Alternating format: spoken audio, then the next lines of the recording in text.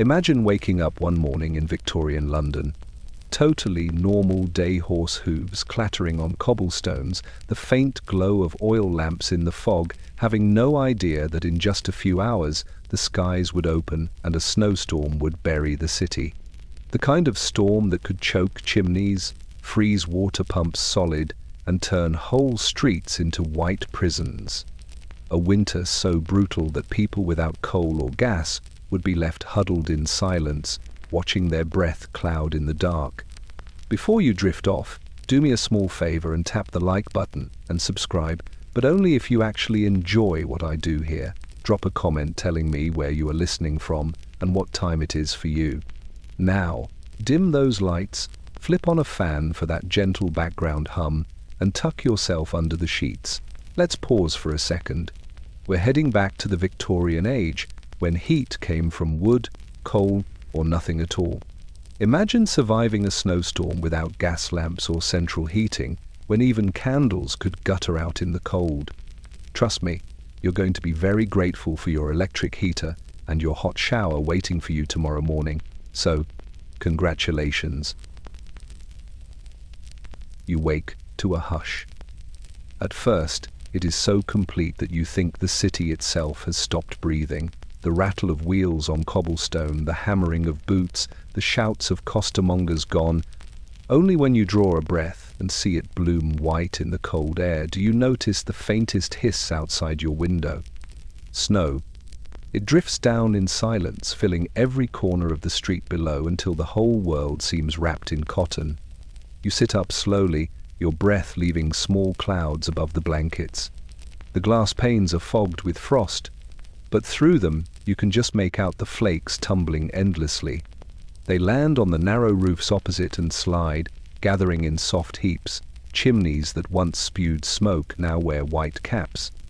Each flake falls soundless, yet together they build a weight heavy enough to bow branches and mute the pulse of London itself. You dress quickly, fumbling with stiff fingers, your clothes cold as river stones. When you step into the narrow hall, the boards creak, echoing strangely in the stillness. Outside, the door groans as you push it open, a gust of icy air slipping past to steal whatever warmth clung to the rooms behind. The step is already covered, your boots sinking as though into flour. You brush snow from your coat, though it settles again in moments. The street is transformed. Gas lamps, unlit since the cut-off, stand like sentinels half buried. The sky is pale iron, flakes descending so thickly that distance dissolves. Shapes of neighbors appear, faintly bundled figures bent low, scarves pulled tight, trudging through knee-deep drifts to fetch water, to check on kin, to see if the coal merchants have opened. Their movements are muffled, each step softened as though the city itself has been padded in silence. A cart stands abandoned at the corner, its wheels frozen into place, the horse gone. Snow covers its bed in a perfect curve, hiding whatever goods lay forgotten there. You touch the iron rail as you pass, and it bites back your palm, burning from the cold, the skin tightening as if it might crack. From a window above, a child presses his face to the glass, eyes wide, his breath frosting the pane. His mother pulls him back quickly, fearful of drafts. Farther down, a man hacks at a shutter with his boot, trying to free it from a crust of ice. Each sound, the thud of leather, the low grunt, the crack of wood, feels sharper in the empty air, as if the storm has made the world into a cavern where every noise echoes. The first snowflakes always seem gentle, playful even, but these fall with purpose. Already you can feel their weight pressing into your shoulders. Already the streets begin to vanish. You know this is only the beginning. The storm is settling in, layer by layer, building its fortress of white. You turn back toward your doorway, brushing powder from your sleeves, the flakes catching in your hair like tiny shards of glass. Behind you, London sinks deeper into silence, each rooftop vanishing beneath the drift. The first snowflakes have fallen, and with them, the city begins its long surrender to the storm. The snow thickens overnight, and by morning the city has disappeared beneath it. You step outside and find the street unrecognizable, every line softened, every corner swallowed. The cobblestones that once clattered under iron shoes and wooden wheels now lie buried, muffled under a white shroud. Even sound itself seems frozen. There is no shouting, no trade, no laughter. Only the slow crunch of your own boots marks your presence, each step swallowed almost as soon as it falls. The houses lean against one another, their brick faces glazed with frost, their windows dulled with ice. Curtains hang stiff, unmoving, as if the air inside is just as frozen as the world outside. A lamplighter passes you, his pole tucked beneath his arm, head bowed, the lamps around him already extinguished by decree. Without gas, their iron frames loom like hollow eyes above the snow, watching but never burning. Farther along, a lone figure drags a sack behind him, its base trailing through the drifts. You hear no words, no greetings exchanged. He looks at you, his beard rimed white, and then lowers his gaze to the path ahead. In another time he might have stopped, offered a nod or a muttered good morning, but the cold has stolen even that. Everyone saves their breath now, clutching it tight in their lungs as if wasting it might cost more than words are worth. The silence stretches into every alley. Where children once played with hoops and shouted in the open, there is nothing but the hiss of falling flakes. Even the dogs have vanished, burrowed into cellars or curled under stairwells. The Thames is hidden beneath fog and ice, and the great hum of the city, the heartbeat of London, has gone quiet. You pass a carriage stranded against a drift. Its driver is gone, reins coiled loosely over the bench, while the wooden wheels stand half buried. Snow covers its roof in a white crown, delicate and crushing at once. The silence presses down, heavier than the storm itself. You pause, listening, expecting the distant sound of church bells or factory horns. None come. Your breath grows loud in your ears. Every crunch of snow underfoot seems indecent, too sharp, as though you are trespassing on a sleeping city. You glance up. Icicles hang like knives from gutters, each one catching what little grey light filters through the clouds. They drip slowly, then freeze again, their fragile tips hardening into glass. Around the corner, a figure kneels in the snow, gathering slivers of wood from a broken crate. The scrape of splintering echoes faintly, and then fades. The city swallows it whole, returning to its quiet vigil. It feels less like London now, more like some abandoned ruin, a place emptied by time and reclaimed by winter. You pull your scarf tighter and walk on. The silence follows, wrapping you as tightly as the snow. Every step forward feels as though you are walking deeper into a dream where even the world itself has paused to listen. The silence of the streets is complete, and you are a single sound moving through it. The storm deepens, and with it comes a fear more biting than the cold itself.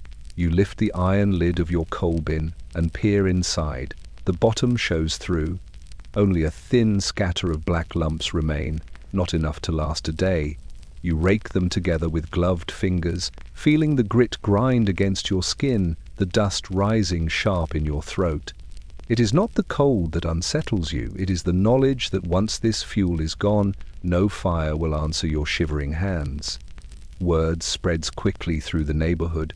Doors open only to close again just as swiftly, but voices carry across the snow-choked streets. Coals run out. The merchants are shut. Prices higher than bread. The phrases repeat, each one tighter, sharper, as if the words themselves are freezing solid.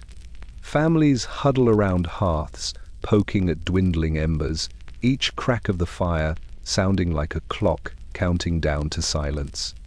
You step into the street with an empty scuttle, its metal biting into your palm through the cloth. The air is sharp, cutting down your throat like glass. Others appear the same way, neighbors carrying buckets, baskets, sacks, heading toward the yard where the coal merchant once piled his mounds high.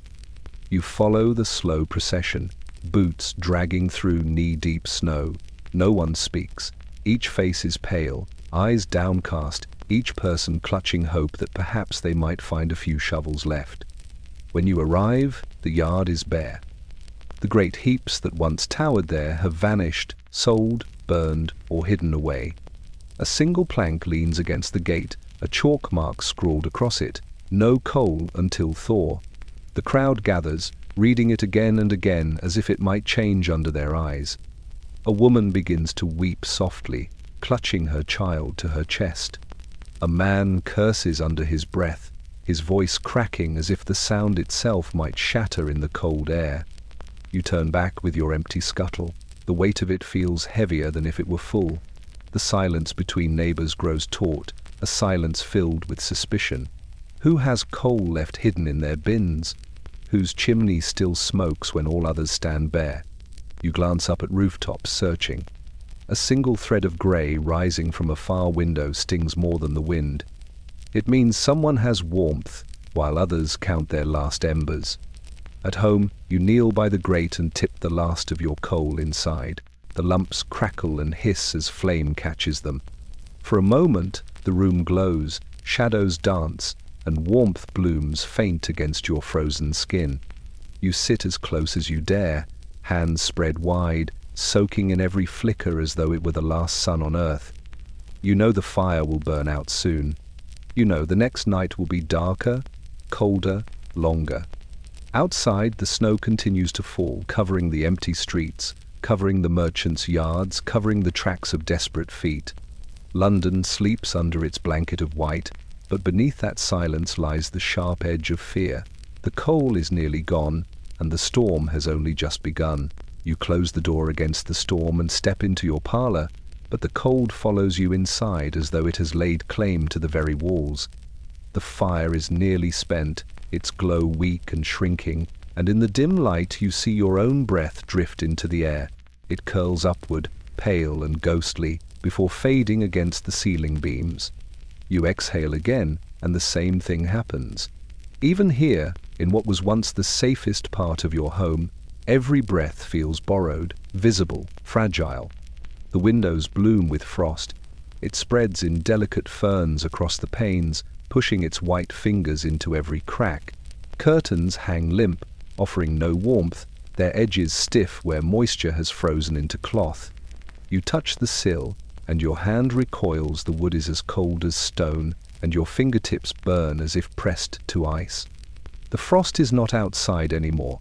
It is within, taking root in your home. You gather every blanket you own, layering them across chairs, across laps, across shoulders. Still the chill seeps through, an enemy that creeps under doors and slithers between boards. In the corner, a jug of water has stiffened to slush, its rim wearing a ring of ice. Bread left on the table lies harder than brick. Even the air smells different, sharper, edged with iron. Children huddle together, noses red, their words puffing in little clouds. They laugh at first, marveling at the sight of their breath hanging in the air, pretending they are dragons. But soon their play falters. The novelty fades into silence as fingers grow stiff and cheeks sting. You press them close, pulling shawls tighter, your own chest rising in slow, heavy breaths that smoke into the parlor like mist. You notice how every sound has changed. The creak of the floorboards is sharper, the tick of the clock echoes louder. Each cough rattles through the air like a hammer striking stone. Without the hum of fire or the whisper of gaslight, the room feels like a cavern where each sound lingers too long, where even your breathing seems to shout your weakness into the air. The longer you sit, the more you watch your own breath. It becomes a kind of hourglass, measuring the time you can endure. Exhale, see it drift. Inhale, feel the sting of icy air in your throat. Again and again, each puff a reminder that warmth has left you. The room feels less like a shelter now, more like a hollow shell filling with frost, each surface colder than the last. You wrap your hands in cloth, draw your knees tight, and watch the fire's last coals sigh into darkness. The room dims further, shadows thickening, frost creeping farther down the panes. Your breath becomes the only movement, the only proof of life left in the house. It floats and vanishes, as though the storm outside has reached in to claim even the air you breathe. The breath indoors is all you have, and even that feels close to freezing. Morning comes grey and brittle. You step outside with your bucket.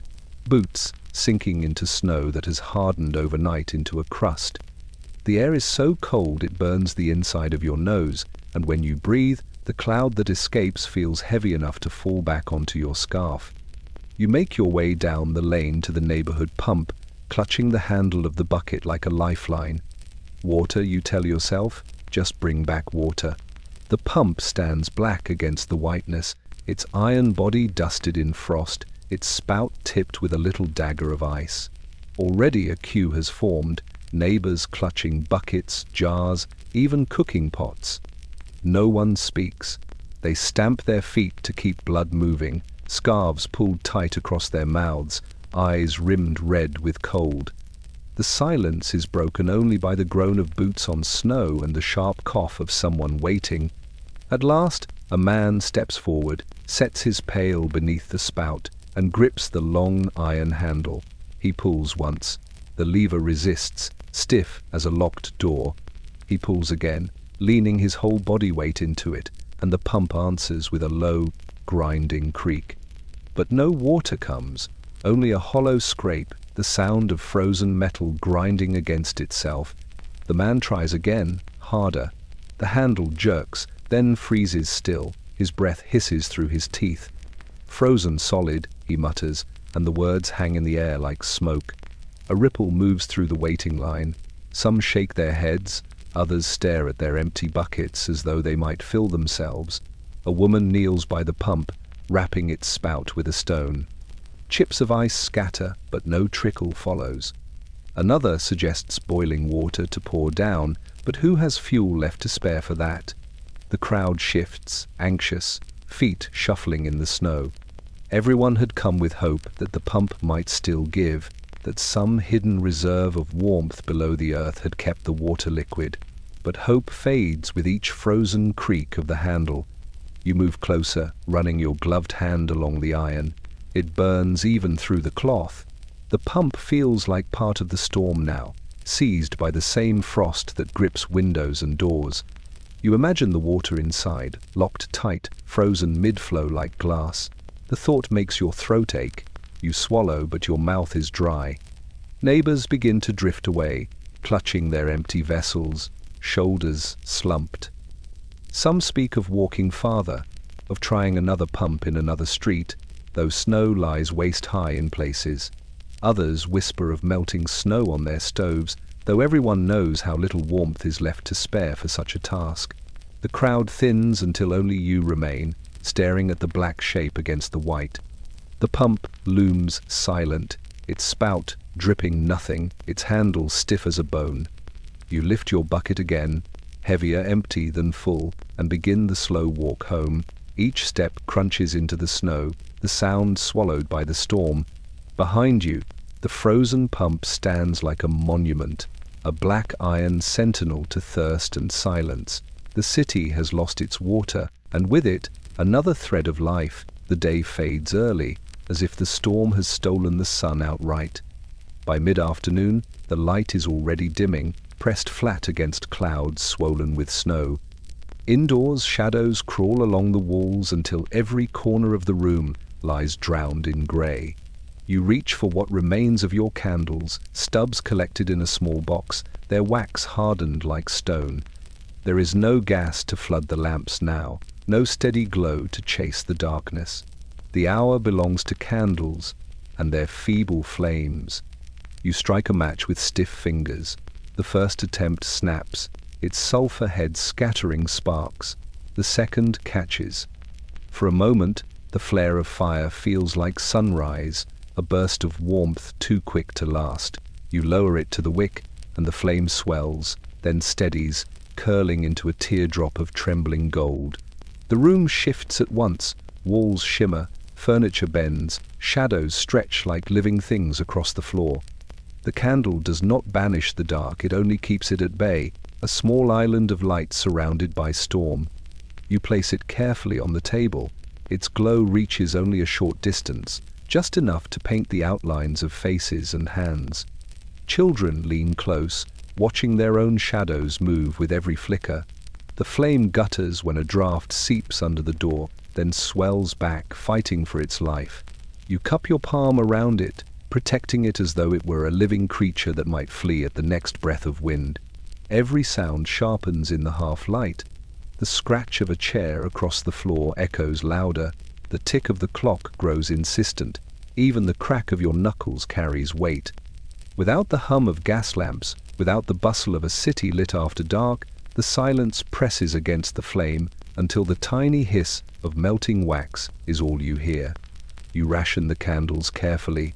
Only one now, perhaps another if the night stretches too long. The rest must be saved, guarded like treasure. Already you count the hours ahead, weighing how many nights remain in the storm against how few wicks lie in your box. Each one is not just light, but time to mend, to read, to pray, or simply to sit and see the faces of those beside you. When the last candle burns, night itself will move in, complete and unbroken. The flame burns low, its edges tinged blue, its wax dripping down in uneven rivers. You catch the flow on a chipped saucer, letting it harden in curls you may one day melt again. The smell of tallow clings heavy to the air, acrid yet strangely comforting. It is the smell of survival, of stretching one more night against the cold. When you lean back, the room seems larger than before, its corners swallowed in shadow. The candle's circle feels fragile, a thin border drawn against a vast dark. You watch the flame dance, your eyes following each flicker as though hypnotized. Around you, silence reigns, broken only by the faint drip of wax and the whisper of your own breathing.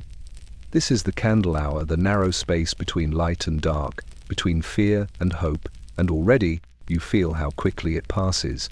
Night comes heavy, pressing the house into silence. You climb the stairs slowly, each step a groan of wood beneath your boots, the candle in your hand bending shadows along the wall. The bed waits in the corner, sheets tucked, blankets folded, yet it feels less like a refuge and more like a slab of stone. You touch the coverlet with the back of your hand and recoil. The fabric is stiff, cold as though it has been lying outside in frost. You peel back the layers, each fold releasing a puff of icy air that stings your face. The linen has hardened into something like parchment, unyielding beneath your fingers. When you slip between them, the chill bites instantly, sharp as needles, and you gasp as though plunged into water. The mattress itself feels frozen, springs pressing up like bones beneath the cloth, and the pillows give no warmth, only a damp chill that seeps through hair to scalp. You curl tightly, trying to trap some heat, knees drawn against your chest. Breath fogs the air before your face, settling against the sheet and turning it damp. The blanket above grows heavier with frost as the night deepens. Each time you shift, a wave of cold moves with you, rolling from the fabric into your skin. Sleep feels impossible in such a coffin of ice, yet your body craves it, tugging you downward even as your mind resists. Children in the next room whisper, their voices muffled by walls but sharp in the silence. They huddle three to a bed, wrapping arms and legs around one another like ropes, chasing any scrap of heat that might linger. Their giggles are brief, turning soon to shivers, then to silence as exhaustion pulls them under. You listen, heart heavy, knowing the cold does not let go even in dreams. You remember summer nights when the sheets clung warm and the air pressed heavy through the open window. That world feels centuries away. Now the window panes glitter with frost, patterns crawling across the glass like white vines. Icicles hang outside, tapping faintly against the frame when wind shifts. The bed beneath you creaks again, not from movement but from the cold itself, wood tightening, nails groaning. Time stretches. You lie still, counting breaths, watching them cloud the darkness. Your body aches for warmth, for the relief of a fire's glow, but all that greets you is the dead weight of blankets stiff with frost. Even the candle guttered out hours ago, leaving only the faint gleam of moonlight pressed flat against the snow outside. Shadows blur, and your eyelids sag, though sleep brings little comfort. Dreams are filled with images of warmth you cannot reach, fires roaring, bread steaming, summer fields gold with Sunday. The night feels endless, a frozen sea in which you drift. The bed holds you fast, its sheets a prison, its chill an anchor. You curl tighter, heartbeat steady but slow, breath faint against the air. The icy bed has claimed you for the night, and all you can do is endure until morning comes, if it comes at all. Morning drags itself into being, grey and thin. You descend the stairs, each step groaning under your boots, your breath trailing in the air like smoke.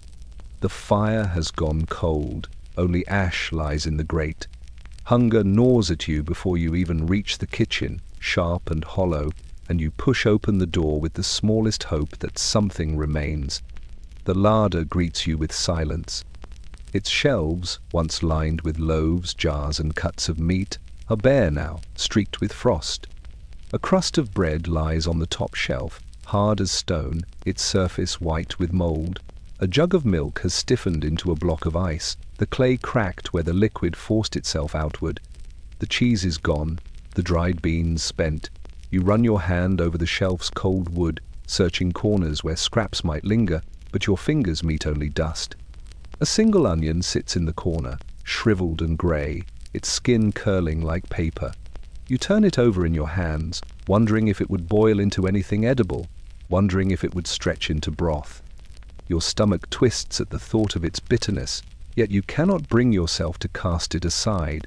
In times like these, even the smallest scrap holds weight. The hunger grows louder. Children shuffle into the doorway, their eyes wide, cheeks hollow.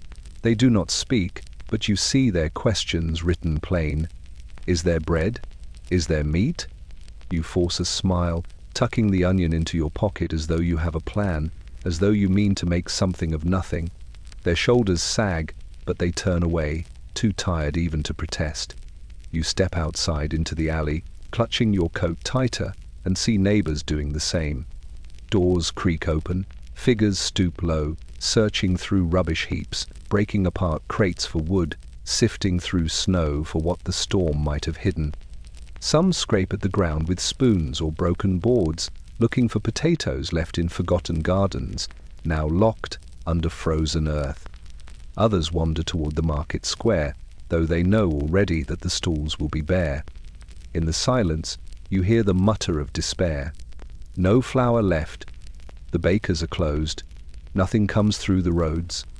The storm has cut off the city, and with it, the steady lifeline of carts and wagons. What food remains lies locked behind doors, hoarded and guarded. Rumors stir of theft, of fights in alleys where scraps of bread changed hands like gold. You return to your larder, its emptiness colder than the frost. The shelves stare back, blank and unforgiving. You sit on the stool, pulling your coat close, your stomach growling in the stillness.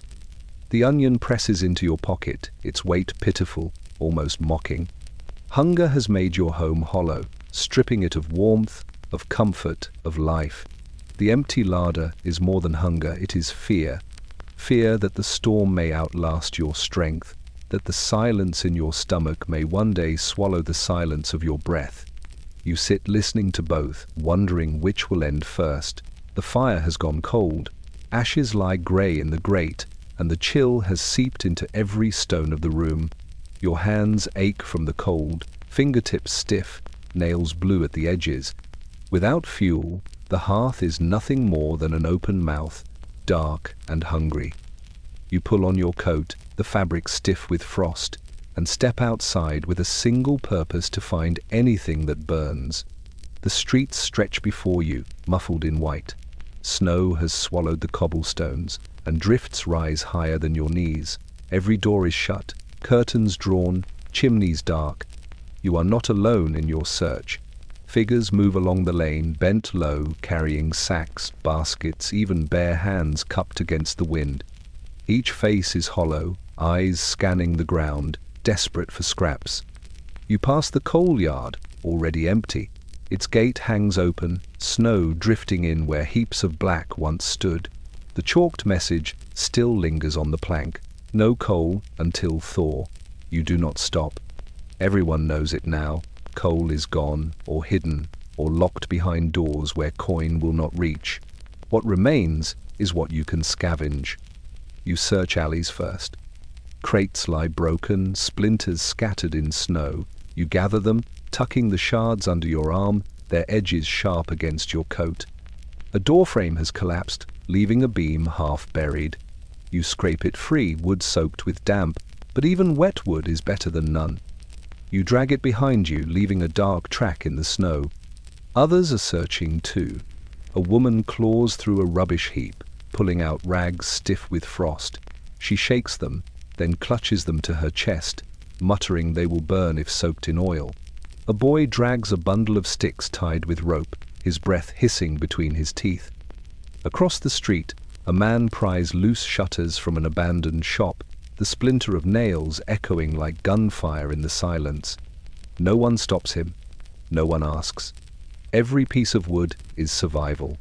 You move toward the riverbank, hoping for driftwood. The Thames lies bound in ice, slabs shifting faintly where the current pushes below. Along its edge, you find branches caught against the stone. You pull them free, ice snapping from their bark, and add them to your armful. Your shoulders ache, your breath clouds thick, but you do not stop. Each scrap means another hour of fire, another night with light instead of darkness. By the time you turn back, your arms are full. The bundle feels heavier with every step, but you clutch it close, unwilling to let even a twig fall. Around you, others stagger home with their finds, broken chairs, straw bales, splinters of carts. Each figure is hunched, burdened, but determined. In this storm, the city has become a forest of scavengers, each one hunting fuel as if it were meat. You reach your door at last and step inside. The grate waits, cold and black. You drop your load beside it, wood clattering onto stone. For the first time in hours, you feel hope stir.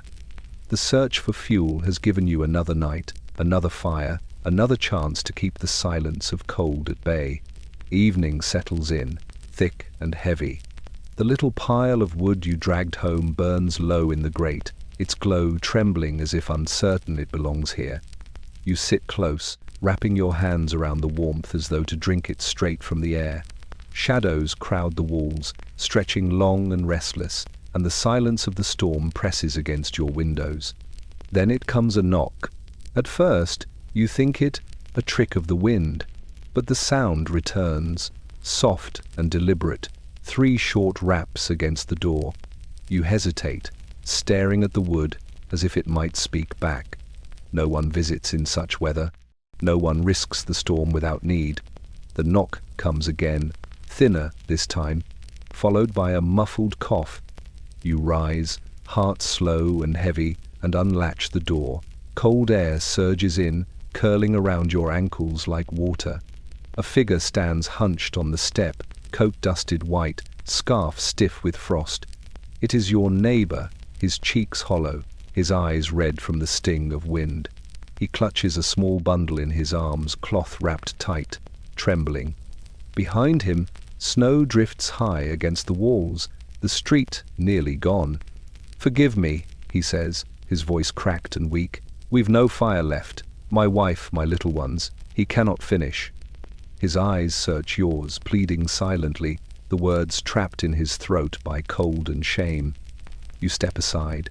He shuffles in, the bundle in his arms shifting. From it, a child's pale face peeks out, eyes half closed, lips tinged blue.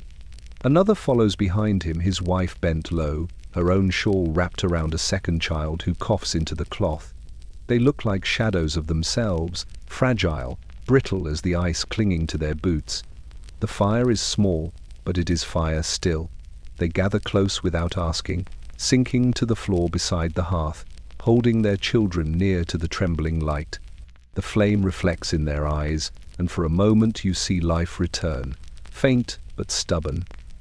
You add another stick to the grate, though each piece feels like a coin spent too quickly. The wood crackles, smoke rising thin, and the warmth spreads a little farther. Others come before the hour is over. Another knock, this time a woman from the alley, her arms wrapped around an old mother too weak to walk alone. Another knock, a boy from 2 doors down, carrying nothing but a blanket, his teeth rattling in his head. Each one brings the storm inside with them, snow dripping onto the floor, breath clouding the air. and each one sinks before the fire as though kneeling at an altar. The room grows crowded, thick with bodies, and the smell of damp wool. Voices murmur low, gratitude whispered in broken tones. No one asks permission anymore. The knocks have become ritual, answered by silence and a step aside. The storm has stripped away pride. Survival is all that remains. You sit among them, shoulders pressed against strangers who are no longer strangers. The firelight wavers, licking at the dark. Outside, the storm rages on, but within these walls, the neighbor's knock has made a fragile circle of warmth. For this night at least, you are not alone. The fire is the heart of the room, the only thing standing between you and the cold that waits in every corner. You feed it with care, splinters of wood, scraps of broken chair, even a strip of cloth twisted tight. The flames rise, then falter, fighting the damp, but soon a steady glow fills the hearth. You lean close, soaking in the warmth, your breath finally losing its cloud. For a moment, you feel almost safe. Then the smoke begins. At first, it is thin, a faint wisp curling back into the room instead of vanishing up the flue. You wave your hand, expecting it to clear, but the haze thickens. It swirls low, biting your eyes, settling sharp in your throat. Someone coughs, then another. The children press scarves to their mouths. The fire crackles, spitting sparks, but the smoke has nowhere to go. You rush to the chimney, lifting your eyes to its black mouth. Snow has packed into it. You realize drifts driven by the storm, choking the passage like a cork in a bottle. The more you feed the fire, the more the room fills with smoke. The flames roar louder, but they turn against you, their breath poisoning the air instead of warming it. Panic stirs. You grab a bucket, filling it with handfuls of snow from the sill, and toss it into the grate. The fire hisses, steam rising as the flames shrink to embers. Still the smoke clings, thick and sour, crawling along the ceiling beams. You fling open the door to the storm, and a gust sweeps through, dragging the haze outward, though the cold rushes in with it, biting like teeth. Neighbors huddle close, pulling shawls over mouths, eyes streaming from the sting. Children cry, their voices muffled, their small hands grasping for comfort. You move quickly, prodding the chimney with a broom handle, striking upward again and again. At last, something shifts, a heavy thud from above, followed by a dull cascade of powder spilling down into the hearth. The clog begins to break, snow melting on the hot stones, running in rivulets across the ash. Slowly, the smoke eases, sucked upward once more, the flue clearing its throat. You collapse back into the chair, chest heaving. The air is still thick, still sharp, but it begins to clear. The fire has nearly died, only a faint glow lingering under wet ash. You coax it back with the last dry scrap you dare spare. It sputters, then steadies, timid but alive. The warmth it gives is little, but it is enough to keep the room from freezing solid. The storm outside howls louder, rattling shutters, shaking doors. Snow presses at the windows, eager to creep in again. You look at the chimney, its mouth dark and wet, and know it may clog again before the night is done. Yet for now, the smoke lifts, and the flame remains. The clogged chimney has shown you the truth. The storm does not always come through the door. Sometimes it finds its way inside, seizing the very breath of the fire itself. And still, you fight it back, stick by stick, ember by ember, as though your life depends on it, because it does. The storm shows no mercy to the streets. By morning, the snow lies heaped in ridges taller than your waist, turning roads into valleys of white. You step outside, boots sinking deep, and the silence presses hard against your ears. The city that once thundered with wheels and hooves is frozen still. Carriages stand stranded, black shapes half buried in drifts, their outlines softened until they look more like tombs than wagons. One stands at the corner, its wheels locked tight in ice. The horse is gone, unhitched or taken by desperation, leaving only the harness draped over the shaft, stiff with frost. The driver's bench is layered in snow, reins curled like frozen rope. You brush the white away with your glove, and find the iron rim of the wheel, cold as stone, its spokes gripped by a prison of ice that will not release it. Farther down the lane, more carriages litter the way. Some lie tilted where one wheel sank deep into a drift and never rose again. Others are abandoned outright, doors hanging open, interiors filled with snow like coffins left exposed to the sky. Once they carried merchants and families, food and coal, voices and laughter. Now they stand mute, their bodies claimed by the storm, monuments to a city brought to its knees. You pause at one carriage, its lantern still hanging from the side. The glass is cracked, frost curling along its edges. Inside, a faint stub of candle remains, burned to nothing. You imagine the last moments of its passengers huddled close, breath clouding, hoping to reach a hearth before the cold swallowed them. But the wheels turned slower, slower, until the horse stumbled, the axles froze, and the journey ended here, half a street away from safety. Neighbors move cautiously among the wreckage. A man pries wood from a broken shaft, tucking it beneath his arm. Another pulls fabric from a torn seat, shaking off snow, clutching it close as though it might still serve as blanket. No one looks too long at the doors left ajar, or the windows dusted with frost. The carriages are not just vehicles now, they are scavenged shells, the last fragments of warmth hidden in their bones. You lean against one, your breath rising in clouds. The wheel is rough under your glove, the metal biting even through cloth. You try to push it, out of instinct more than hope. It groans faintly but does not move. The city has decided these carriages will not roll again, not until thaw, and perhaps not even then.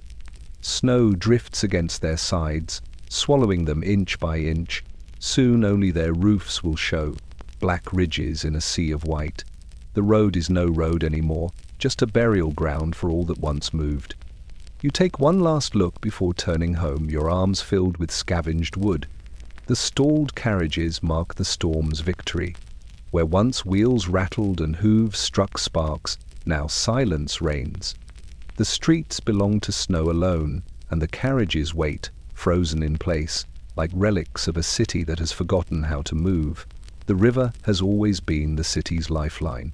Barges and ferries crowd its waters, carrying coal, food, timber, everything London needs to survive. But when you walk down to the embankment now, the sight before you is unrecognizable.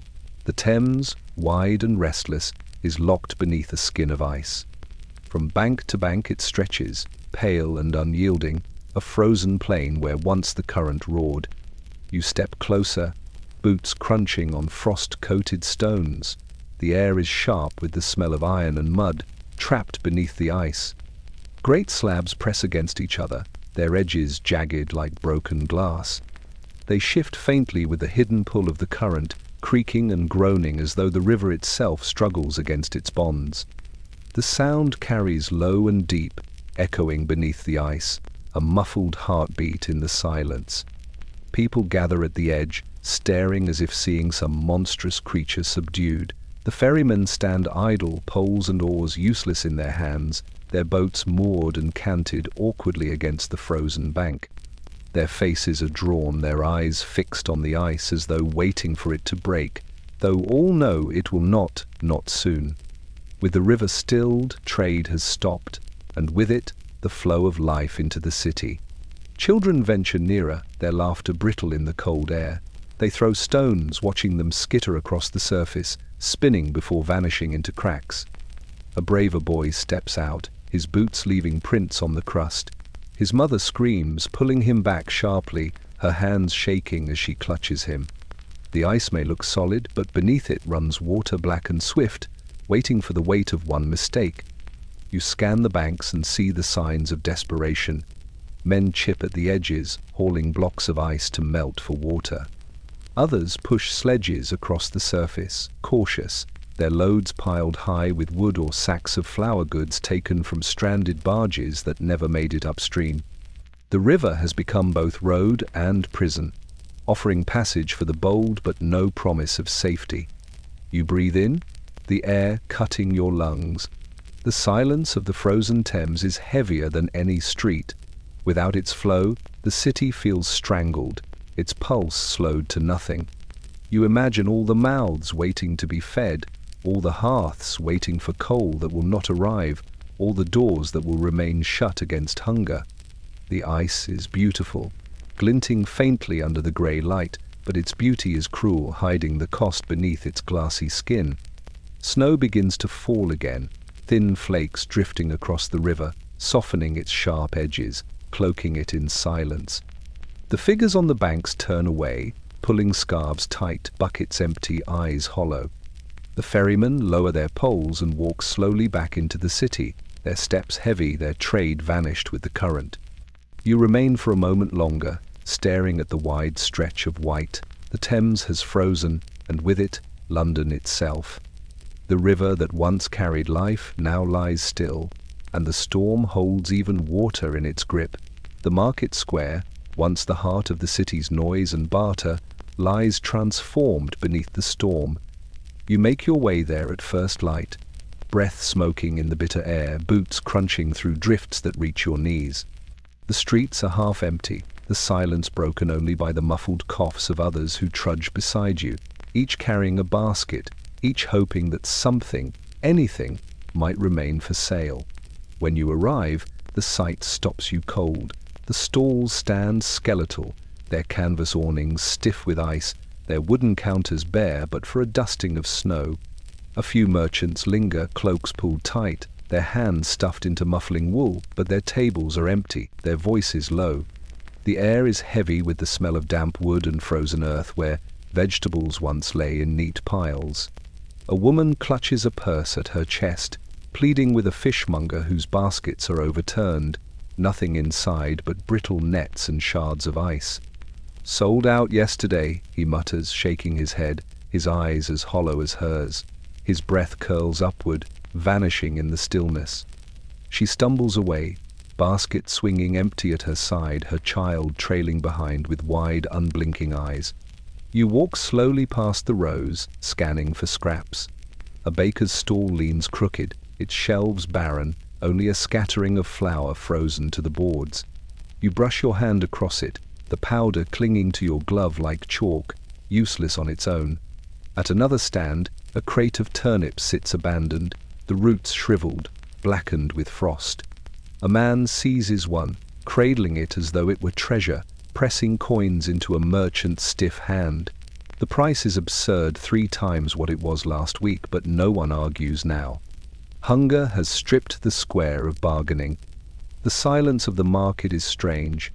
Here, where once voices shouted prices and bartered in cheerful argument, now only whispers pass between lips.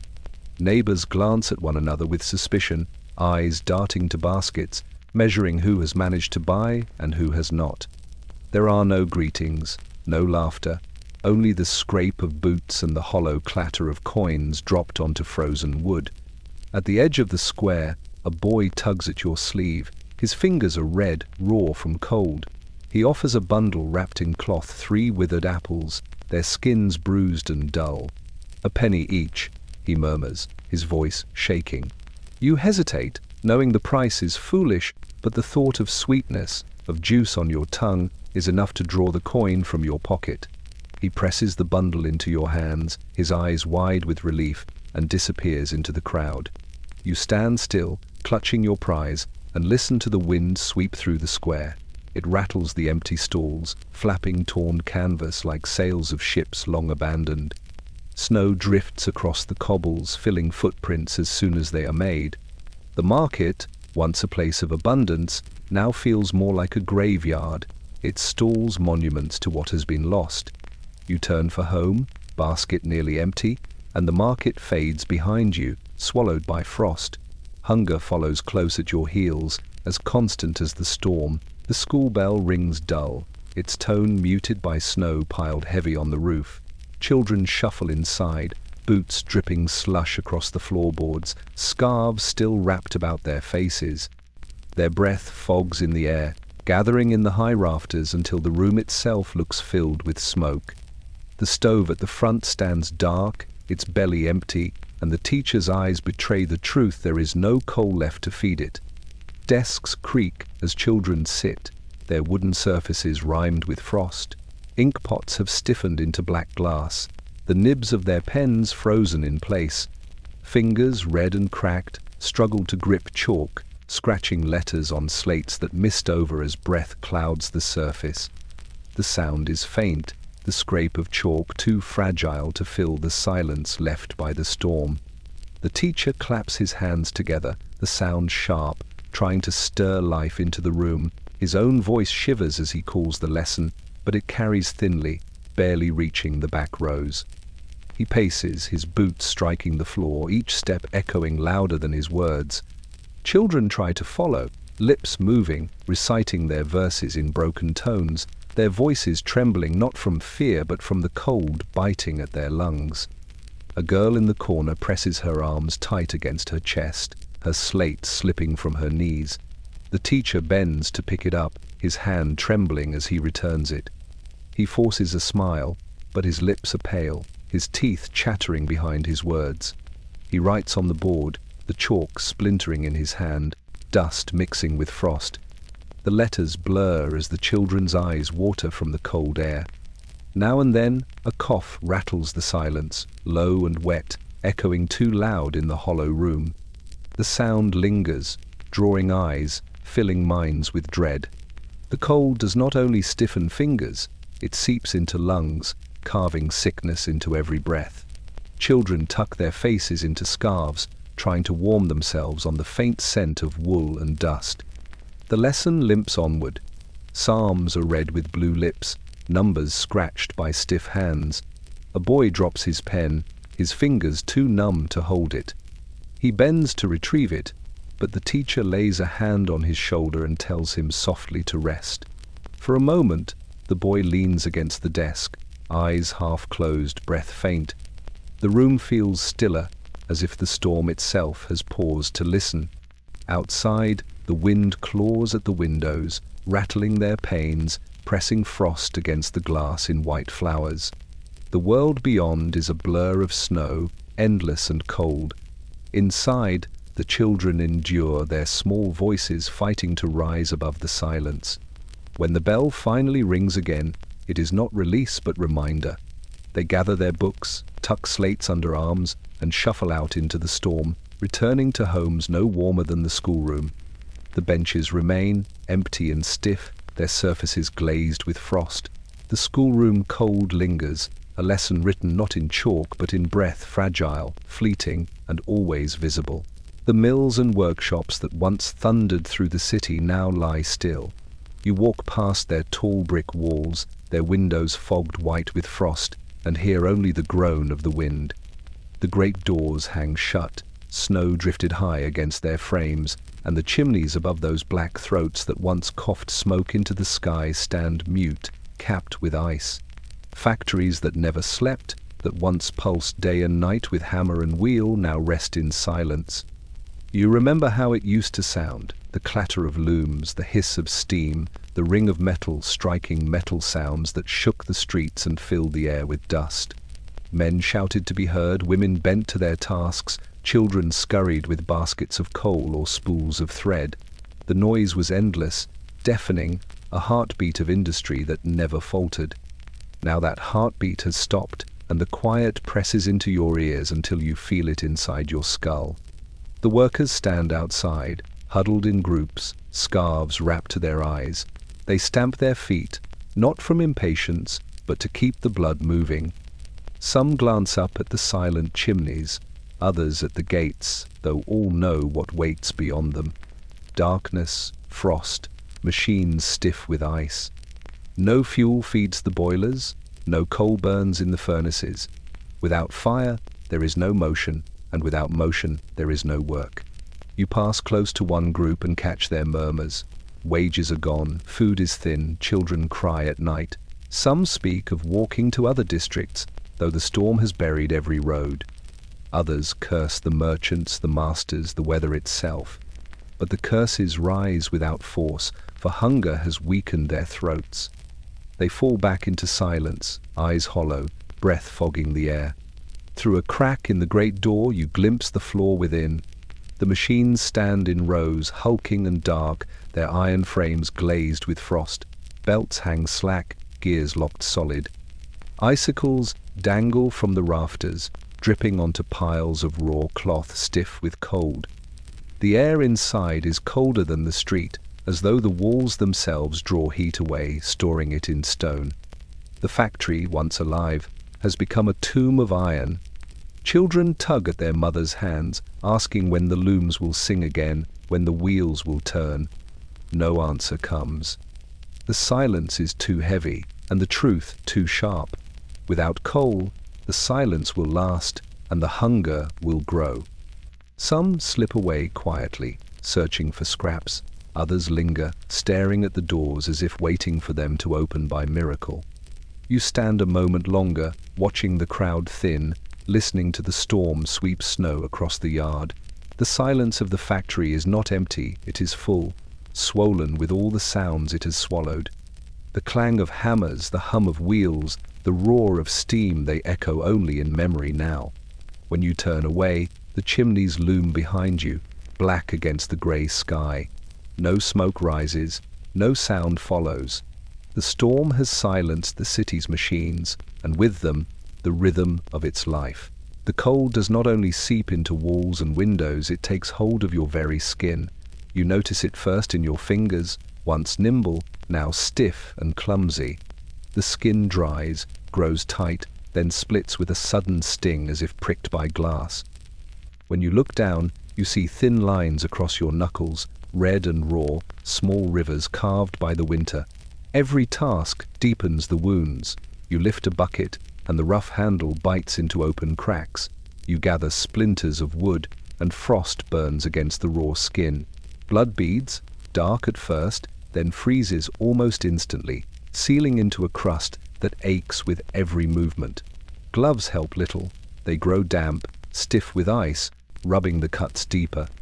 It feels as though the storm has claimed even the use of your hands, leaving them fragile, useless things. In the dim light of evening, you sit by the fire, what little of it remains, and examine them. The palms are pale, the fingertips blunted and numb. The cracks across the knuckles sting with every flex, each line a mark of struggle. You try to warm them, pressing them close to the flame, but heat comes slowly, and with it, pain. The blood flows again, the cuts opening wider, stinging like salt rubbed into wounds. You clench your fists not from anger, but to feel that you can still close them at all. Children suffer worse. Their small hands, bare too often, chap until the skin peels. They scratch at the wounds in their sleep, leaving smears of red on the blankets. Mothers wrap them in rags soaked with lard, hoping to soften the cracks, but the cold seeps in regardless. Each morning their fingers are swollen, stiff, trembling as they try to hold chalk, spoons or scraps of wood for the hearth. The winter has turned simple acts, writing, eating, holding into trials of endurance. Neighbors show their hands as they gather by the fire, palms spread, fingers crooked like claws. Some bear thick bandages, others dark stains that will not wash away. They laugh weakly, calling them the marks of the storm, but the laughter fades quickly. Hands that once stitched cloth, hammered iron, kneaded bread, now struggle to lift even a cup. The storm has stripped away work itself, leaving behind only pain. At night, you lie awake, feeling the throbbing pulse in your fingers. Each heartbeat sends a sharp ache through the cracks, as though the storm has found a way inside you. You press your hands against your chest, seeking warmth, listening to the faint hiss of wind at the windows. Sleep comes slowly, restless with the fear that by morning your fingers may not move at all. The cracked hands are more than wounds. They are proof of how the storm has worn you down, piece by piece. Not with sudden violence, but with the steady pressure of cold, the endless grind of frost. They mark you in silence, reminding you with every sting that winter has no need for swords or fire. It conquers instead with cracks, small and deep, until even your own body belongs to it. The streets once echoed with the steady rhythm of hooves, a living heartbeat that carried the city forward. Carriages rolled, carts creaked, wagons strained, And always the horses pulled silent partners in the endless work of London, but now the storm has claimed even them.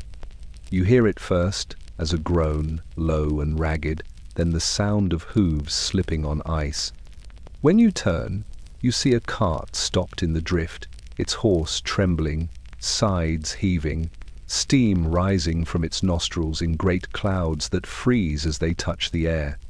The driver shouts, tugging at the reins, his voice sharp with desperation. The horse lurches forward, muscles straining, but the wheels sink deeper into snow and the beast falters. Its legs buckle once, twice, before it crashes onto its knees, breath rattling like bellows gone wrong. The driver curses, whipping at the air, but the horse does not rise. Its eyes roll white, body shuddering, its chest pumping in wild bursts that grow slower with every breath. Others gather quickly. Men press shoulders to the cart, trying to lift the wheels free. Women tug at the harness, unbuckling straps with numb fingers. A boy throws snow into the horse's mouth, as though water might revive it. Nothing works. The animal lies sprawled, hooves twitching weakly, steam rising from its flanks, then fading. In the silence that follows, the storm fills the air with its own voice, wind moaning through alleys, drowning out human cries. This is not the first. Along the lanes you see more shapes half buried in white, harnesses still attached, wagons tilted where their pullers have fallen. Some lie still, already stiff, bodies coated in snow until they resemble mounds of earth. Others twitch faintly, nostrils flaring, struggling against the weight of frost that pins them down. Drivers stand helpless, reins dangling from their hands, eyes hollow. No whip, no cry, no prayer can lift what the storm has broken. You remember the strength of these creatures in warmer days, the glint of their coats in sunlight, the thunder of their hooves across cobbles, the way their breath smoked in autumn air. Now their ribs show sharp beneath skin, their bellies hollow, their coats matted with ice. Hunger and cold have worn them down just as they have worn down the people who depend on them. Without fodder, without warmth, the horses collapse one by one, carrying the city's burdens into the snow with them. Children stare, wide-eyed, clutching their mothers' skirts. Some weep openly, mourning creatures that seemed as permanent as the streets themselves. Others look away quickly, too afraid of what the sight means, that if even the strong fall, what hope remains for the rest? Men shake their heads, muttering of wasted coin, wasted labor, wasted life, yet none raise their voices long. The silence after each collapse is heavier than any words. You turn from the sight, your own breath harsh in your throat. The cart remains stranded, the horse lying still, snow already drifting over its flanks. In time, the city will bury it, just as it buries all things now. The storm has taken the horses, and with them the last sound of strength that once carried London forward. Night falls early, drawn down like a curtain of iron across the city. With no gas lamps to pierce the dark, the streets are left to shadows. You step out with a lantern in hand, its frame rattling faintly, the glass fogged with your breath. The flame within flickers, a trembling bead of gold against the immensity of night. Around you, London disappears into blackness, the outlines of buildings swallowed whole. Only where lanterns move do shapes exist, carried in circles of light no wider than an arm's reach. The oil is precious, measured by the drop. You tilt the lantern carefully, making sure the wick drinks, but does not drown, knowing each flare is coin spent. The handle bites into your glove, metal stiff with frost, and you lift it higher. The light stretches ahead, glinting on snow that has crusted hard, revealing a narrow path. Beyond that glow, nothing stirs, only the storm pressing against the edges, vast and unbroken. Others carry lanterns too. You see them moving slowly through the dark like fireflies trapped in glass, bobbing up and down as neighbors walk between houses. Their light does not reach you, but you know the figures are there, bundled shadows with faces hidden, voices hushed. Each lantern is a beacon, not of abundance but of survival, a fragile resistance against a night that wants nothing more than to consume. Shadows stretch long and strange, warped by the glass. The flame flutters when the wind sneaks through cracks, casting sudden shapes that leap across walls, figures that vanish as quickly as they appear.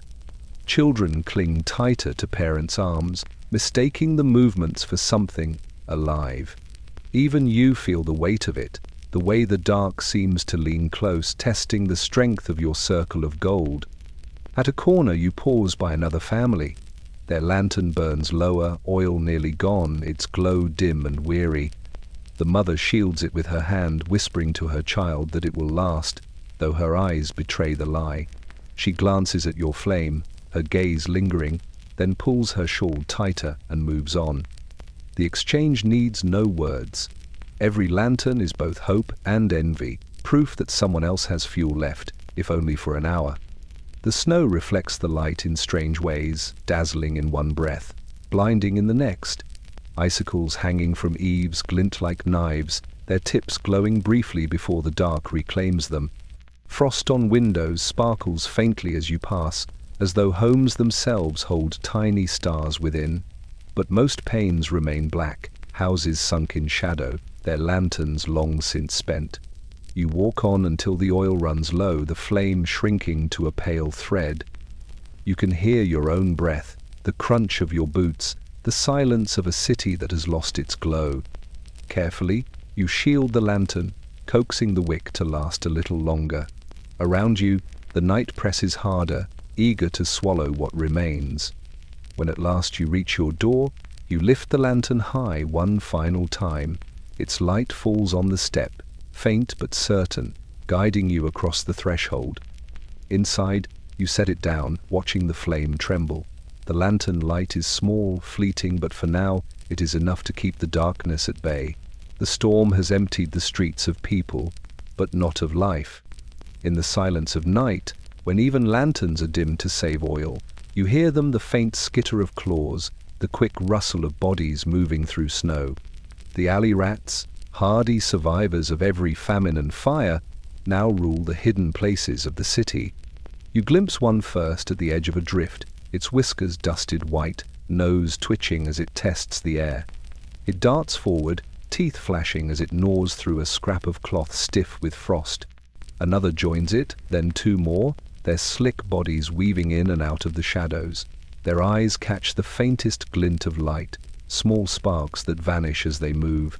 Where once they thrived on rubbish heaps and market scraps, now they hunt for anything left behind. Bones cracked bare, rinds frozen solid, even the corners of books and leather straps. In the alleys, their presence is constant. You carry your lantern low, the light spilling across snow, and see trails where they have passed, thin lines cut by tails, prints sharp and many. They gather in corners, their bodies heaped together for warmth, scattering only when you approach. The sound is unnerving, dozens of paws scraping, claws clicking, teeth gnashing. The storm has not thinned them. If anything, it has made them bolder, hungrier, more willing to venture where people still cling to warmth. A woman down the lane swears they tried to climb her walls, scratching at shutters, drawn by the smell of broth. Another neighbor beats at his door each night with a stick, driving them back when they press too close. In the silence of hunger, you hear their squeals through the thin walls, sharp high notes that pierce the dark. Children hide their faces in blankets when the sound comes, imagining the creatures gnawing through wood to reach them. You see their shadows one evening as you lay scraps by the fire. A crust of bread, blackened and hard, falls from your hand, and almost instantly a rat darts from the corner, seizes it, and vanishes into a hole between the boards. You chase it away with a shout, but more appear, eyes glinting, waiting for you to slip again. They are survivors in ways humans can only envy. The storm cannot stop them, cold cannot claim them. They thrive in silence, feeding on what remains, enduring what others cannot. Some whisper that soon the rats will be all that moves freely in the city. Already they gather in numbers at the riverbanks, scavenging fish left stiff in the ice. Already they climb into abandoned carriages, into barns where horses once stood, gnawing the leather harnesses, chewing the wood. They move with tireless energy, a tide of small bodies where human strength falters. You pull your coat tighter, lantern trembling in your hand. The storm has broken families, silenced markets, stilled the Thames itself. Yet the alley rats endure, their presence a reminder that the world does not end neatly. Even in the darkest winter, something survives, waiting, watching, feeding. And in the silence of night, their claws on the cobblestones sound louder than your own steps. The Thames lies bound in silence, its waters locked beneath a crust of ice so thick that even the bravest no longer test it with caution. Word spreads quickly, first as whispers at market stalls, then in shouts across alleys. The river holds. By morning, crowds gather along the banks, their breath rising like smoke, their boots crunching as they step cautiously onto the frozen surface. The storm has taken much, but in this strange turn it gives something back. The frost fair has returned. At first, the scene is tentative, small groups inching across, stamping their feet, listening for cracks. But when the ice holds firm, boldness spreads. Soon stalls appear, rough boards dragged from abandoned shops, blankets stretched taut and pegged with iron nails. Merchants set out their meager wares, ribbons stiff with frost, shriveled apples, bottles of gin that steam faintly when opened in the cold. Smoke rises from braziers cobbled together from broken barrels, their fires fueled by whatever scraps of wood can be spared. You step onto the ice yourself, the surface creaking faintly beneath your boots. The air is sharp, filled with the mingling scents of smoke, spirits, and snow. Children laugh as they slide across the glassy stretches, their voices high, breaking the silence that has haunted the city for weeks.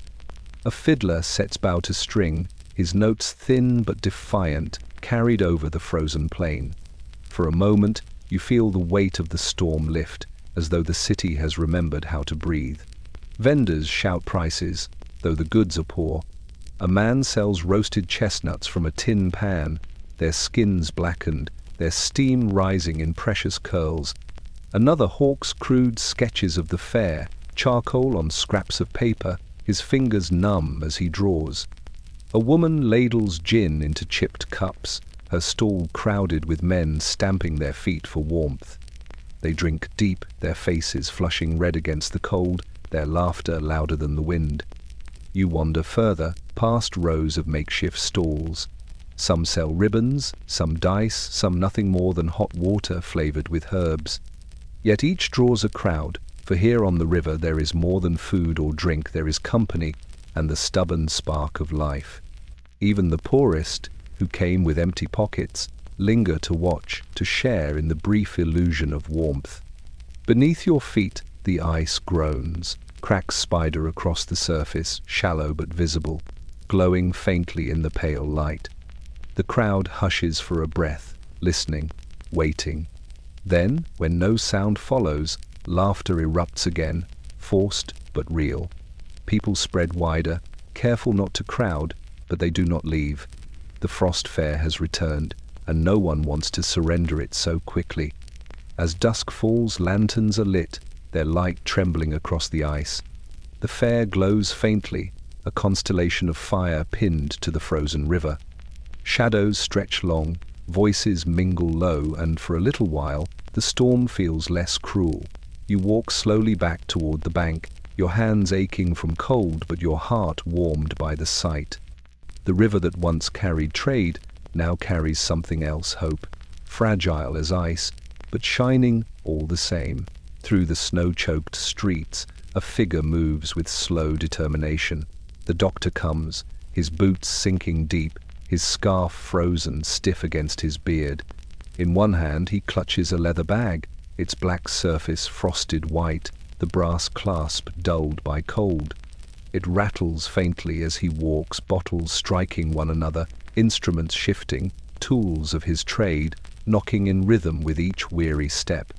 The sound is strange against the silence of the storm, like bones clicking in a sack. You watch him pass, shoulders bowed, his bag swinging low. Each house he visits swallows him into shadow, then releases him again, thinner each time. He He carries no fire, no coal, no food. All he has to offer is what lies within that bag: powders, syrups, tinctures, knives. Yet the faces at windows follow him with longing, as though inside his leather case were not medicine but salvation itself. When he enters a home, the cold follows. Families huddle close, eyes on the bag as he sets it down with a dull thud.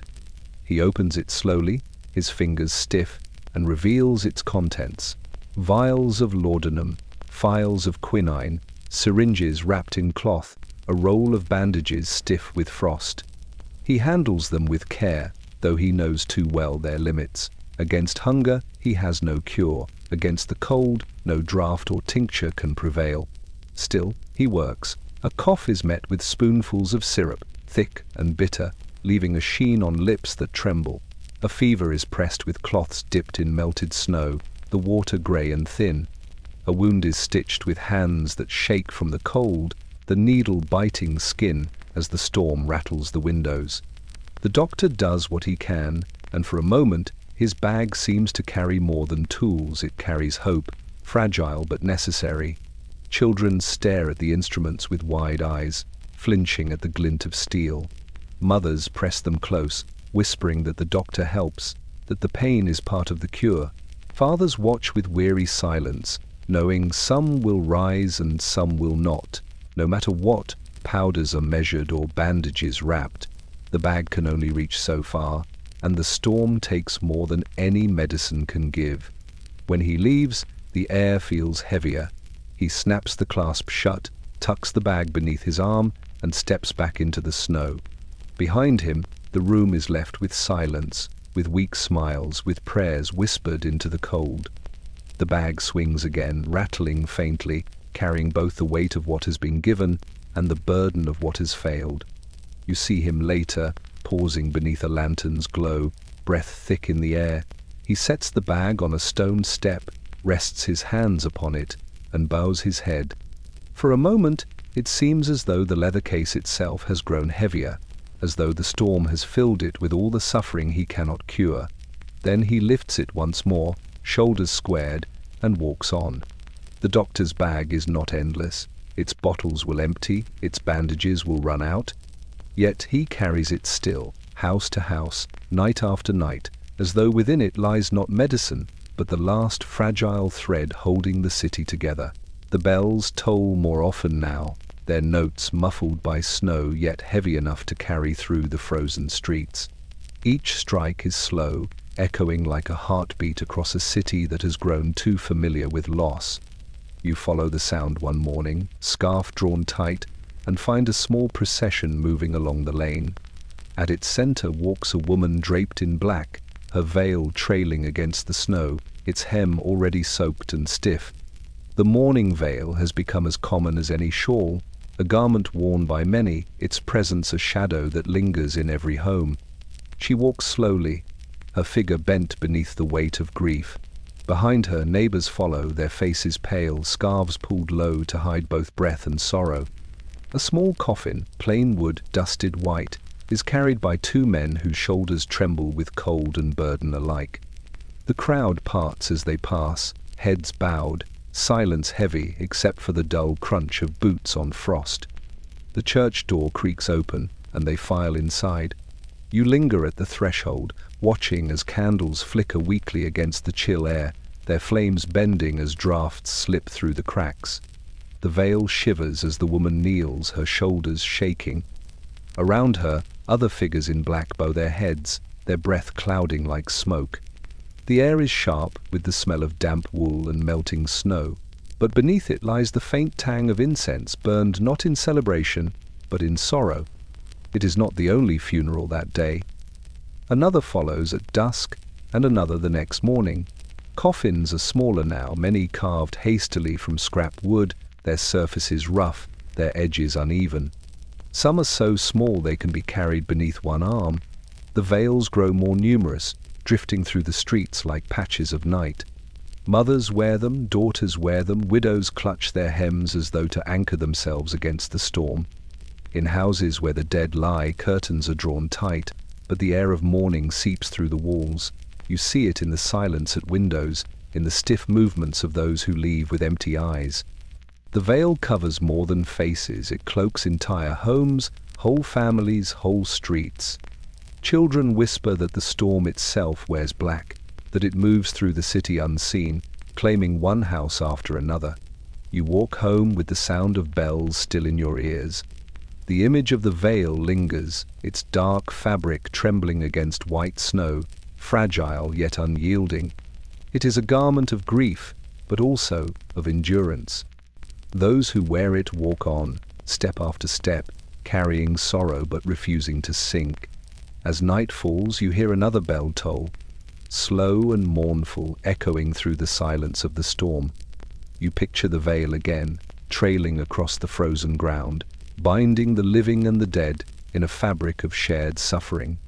The mourning veil is no longer rare, it is the storm's chosen uniform, worn by all who remain to remember. The storm does not stop at the prison walls. Stone, thick and unyielding, was built to keep men in, but it does nothing to keep the cold out. Inside, the air is sharper than a blade. Each corridor echoes with the rattle of chains, and the rasp of breath turned white in the gloom. The prison chill seeps into every crack, settling deep into bones that cannot flee from it. You walk past the gates and hear the clang of iron bolts, heavy as thunder, then silence again.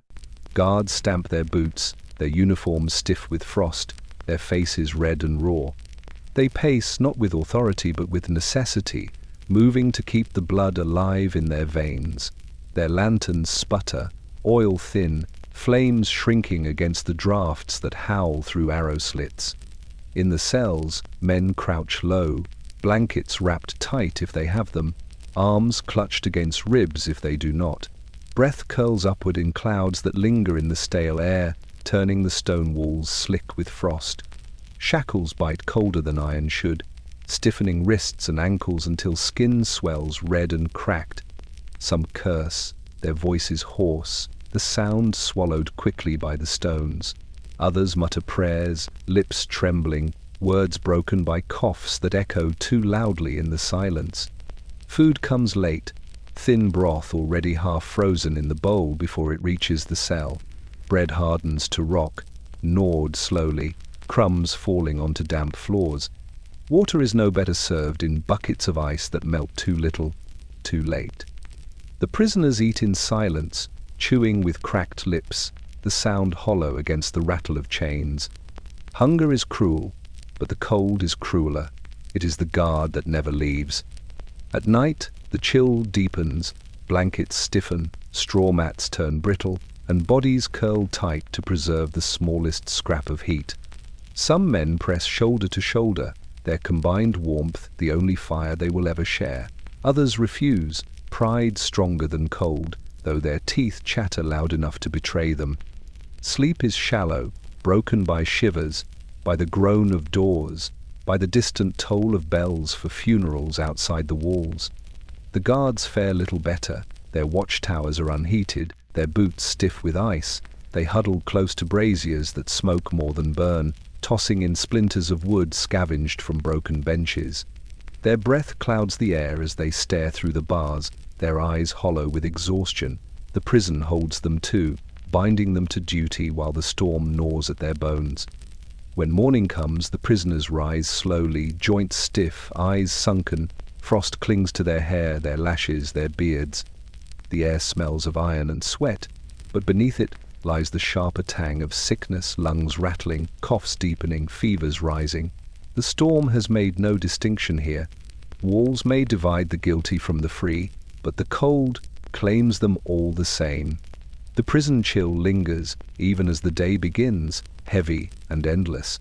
It is not just the cold of winter, it is punishment layered atop punishment, a sentence carried out by the storm itself. The city sleeps uneasy under its blanket of snow, but not all are permitted rest. Out in the storm, a constable makes his round, boots sinking deep into drifts that have swallowed the cobblestones whole. His truncheon hangs heavy at his side, though it is not thieves he expects tonight. Hunger has stilled even crime. What he fears more is silence itself, the kind that conceals both suffering and death. His lantern swings in rhythm with his steps, casting circles of light that vanish almost as quickly as they appear. Frost gathers thick on the brim of his helmet, icicles clinging to the edge like teeth. He draws his scarf higher, breath smoking into the fabric, his eyes stinging with cold. The city he patrols is hardly recognizable. Alleys clogged with snow, carriages buried to their axles, windows sealed tight against the storm. Yet duty drives him on. From time to time he pauses at doorways where shutters have not opened all day. He knocks, his gloved hand thudding dully against the wood. Sometimes there is an answer, a faint voice assuring him that all inside are still alive. Other times, silence. He marks those doors in his little book, the pages stiff with frost, and makes a note to return by dawn. His watch is not only for order, but for life itself, measured one house at a time. He passes a figure huddled against a wall, a beggar too weak to move. The constable bends, shakes the man gently, finds his breath shallow, lips blue. He lifts him to his feet, half carrying, half dragging him toward the parish shelter. The truncheon is useless tonight, his arm instead becomes a crutch. At the shelter door, he leaves the man in the hands of others, then turns back into the storm, his lantern once more a lonely star. The night grows longer, the wind sharper. Somewhere a shutter bangs loose, clattering like a drumbeat until he forces it shut with frozen fingers. Somewhere else he finds a carriage abandoned, its horse collapsed beside it, the body half buried already in snow. He notes it down, though the page blurs where the ink freezes on his pen. The city's ledger of loss grows heavier with every step he takes. Not all he finds can be saved. In one narrow court, he kneels beside a bundle of rags, brushes away the snow, and finds a child's face, pale and still. His breath catches, and for a long moment he does not move. Then he closes his book, lowers his helmet, and carries the small body to the nearest doorway. He knocks until hands take the burden from him, until prayers rise into the frozen air.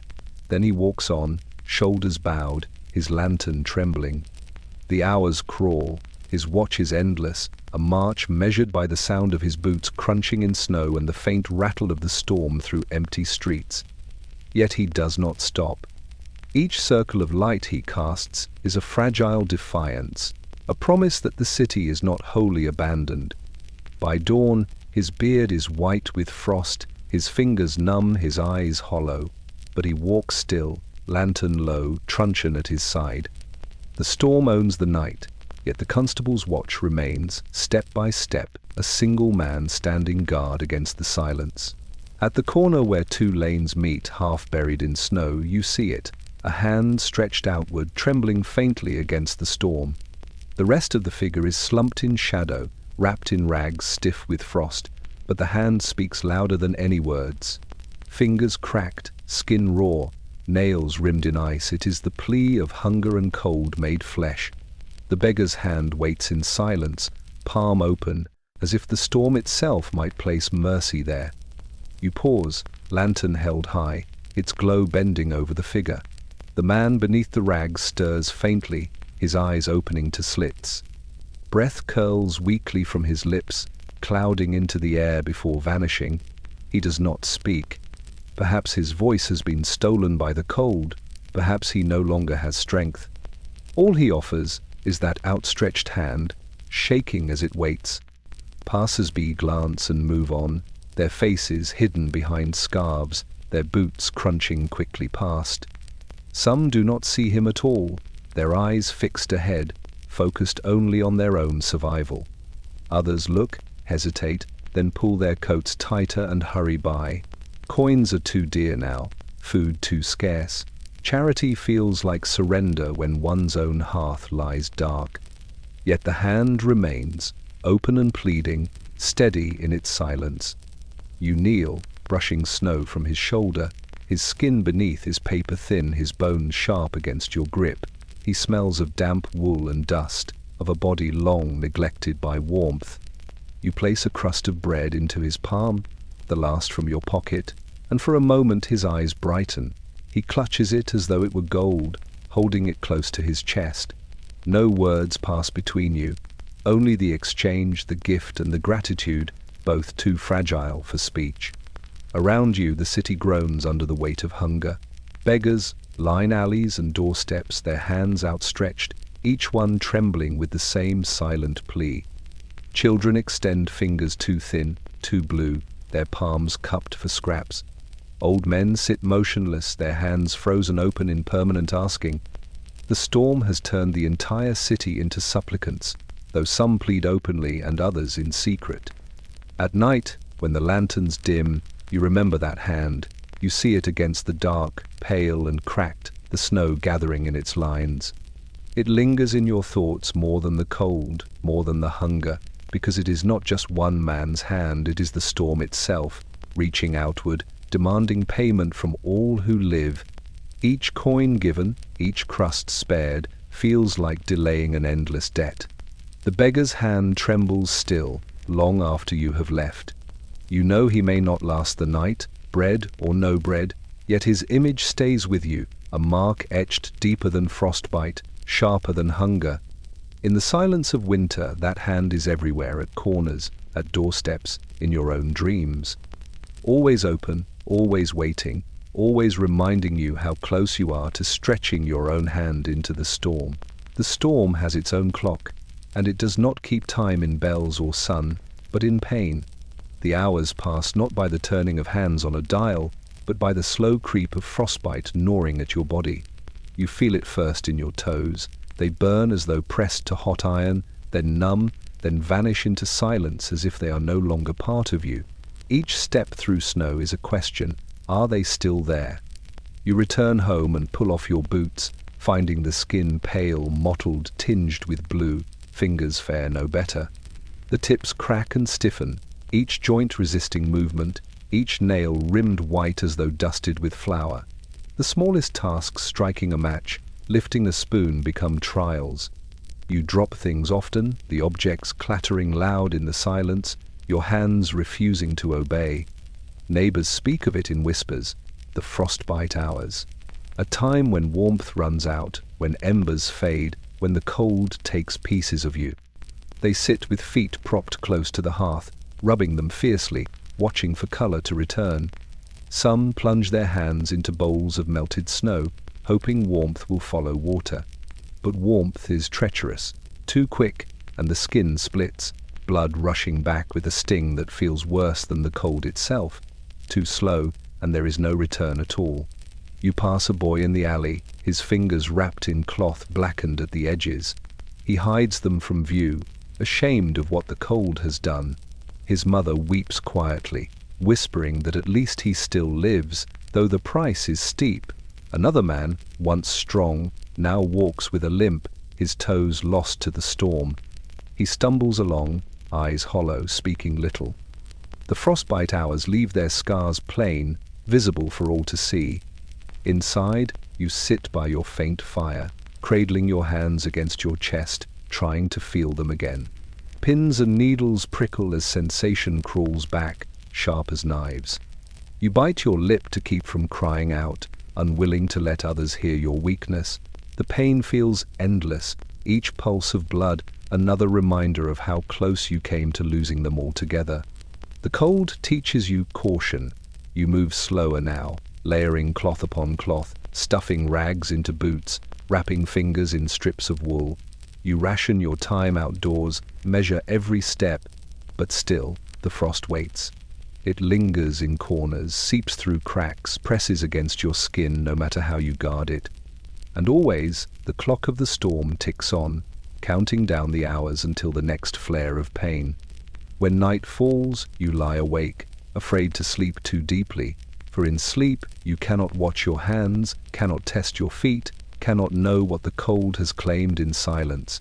You wake often, pressing them, flexing them, whispering thanks when they still move. The frostbite hours never end in one night. They stretch on, day by day, until even the strongest grow weaker. The storm does not kill quickly, it takes its time, marking you first with numbness, then with pain, then with loss. Each crack in your skin, each stiffened joint, is another stroke on its hidden clock. And you, like all the city, live hour by hour, waiting for the frost to choose its next mark. The storm does not only creep, it strikes. One night, as the wind rises in a low howl, you hear it the sudden crack like a musket shot, followed by the sharp rain of glass. A window has given way. You rush to it, lantern shaking in your hand, and find shards scattered across the floorboards, glittering like ice against the dark. Frost-laden air pours in through the jagged frame, the storm now inside your home. The snow wastes no time. It drifts across the sill, fine as flour, settling on the table, the chairs, the very blanket at your feet. Curtains flap wild, useless against the rush of air. You pull them down and nail them across the gap, your hammer slipping in your stiffened fingers. The cloth quivers, already stiffening where frost clings to its folds. The wind rattles the boards, testing them as if mocking your attempt. Outside, the storm roars down narrow lanes, its fists hammering against windows up and down the street. You hear another crack, then another, followed by voices raised in alarm. The city groans like a ship at sea, every pane of glass a sail threatened by the gale. In the morning, the evidence lies plain. Jagged holes in rows of windows, frost crawling along broken edges, curtains stiff with ice. Families work in silence to cover them with boards, with rugs, with whatever scraps they can spare. The loss is more than glass. The house itself feels wounded, its skin torn open. Warmth, already scarce, seeps out freely, rushing to join the storm. Each breath you take feels sharper, each ember in the grate burns out faster. You clutch your coat close, the chill pressing in from every corner, the shattered window whispering that no wall is strong enough to hold the winter back. Neighbors suffer the same fate. A woman down the lane nails planks across her window, her hands raw and bleeding from handling splinters. Children drag benches to block drafts, their little bodies shivering beneath shawls. Some give up entirely, abandoning the rooms where the storm has entered, retreating into kitchens or cellars, clustering together in the smallest spaces that can still hold a little heat. The streets glitter with fragments. Shards crunch under boots, thin and sharp, mixed with snow until the ground itself cuts. The once clear windows lie in pieces, scattered like brittle bones across thresholds and steps. Each one is a reminder of how fragile the city is, how easily the storm smashes through what once seemed permanent. That night, when the wind rises again, you sit listening, every creak of the shutters a threat, every rattle of the frame a warning. You keep the lantern lit, your eyes fixed on the patched boards, half expecting them to give way. The storm is relentless, and glass is nothing to it. The shattered windows leave more than holes in walls. They leave a wound in the spirit, a reminder that even the strongest homes are vulnerable. You patch, you board, you pray, but in the storm's howl you hear the truth. There is no barrier it cannot break. The great doors of the hospital stand half frozen, their hinges groaning as they open. Inside, the wards stretch long and dim, the air no warmer than the streets outside. Rows of narrow beds line the walls, each one occupied, each one draped in blankets too thin to hold back the cold.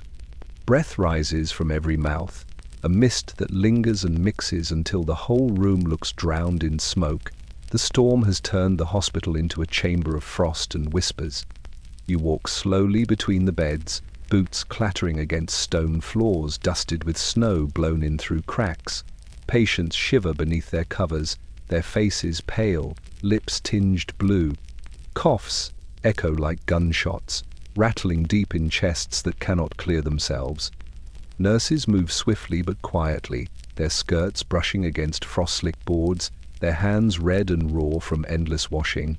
They carry basins of water that steam faintly in the chill, though the warmth fades before they reach the bedside. The doctor's rounds are grim. He leans over one bed, pressing fingers to a thin wrist, his breath fogging above the patient's face. His bag rattles with bottles and phials, but what he carries is small against the vastness of the storm. Laudanum for pain, broth for strength, bandages for wounds that do not heal in the cold. He speaks softly, though his words are drowned by another fit of coughing down the row.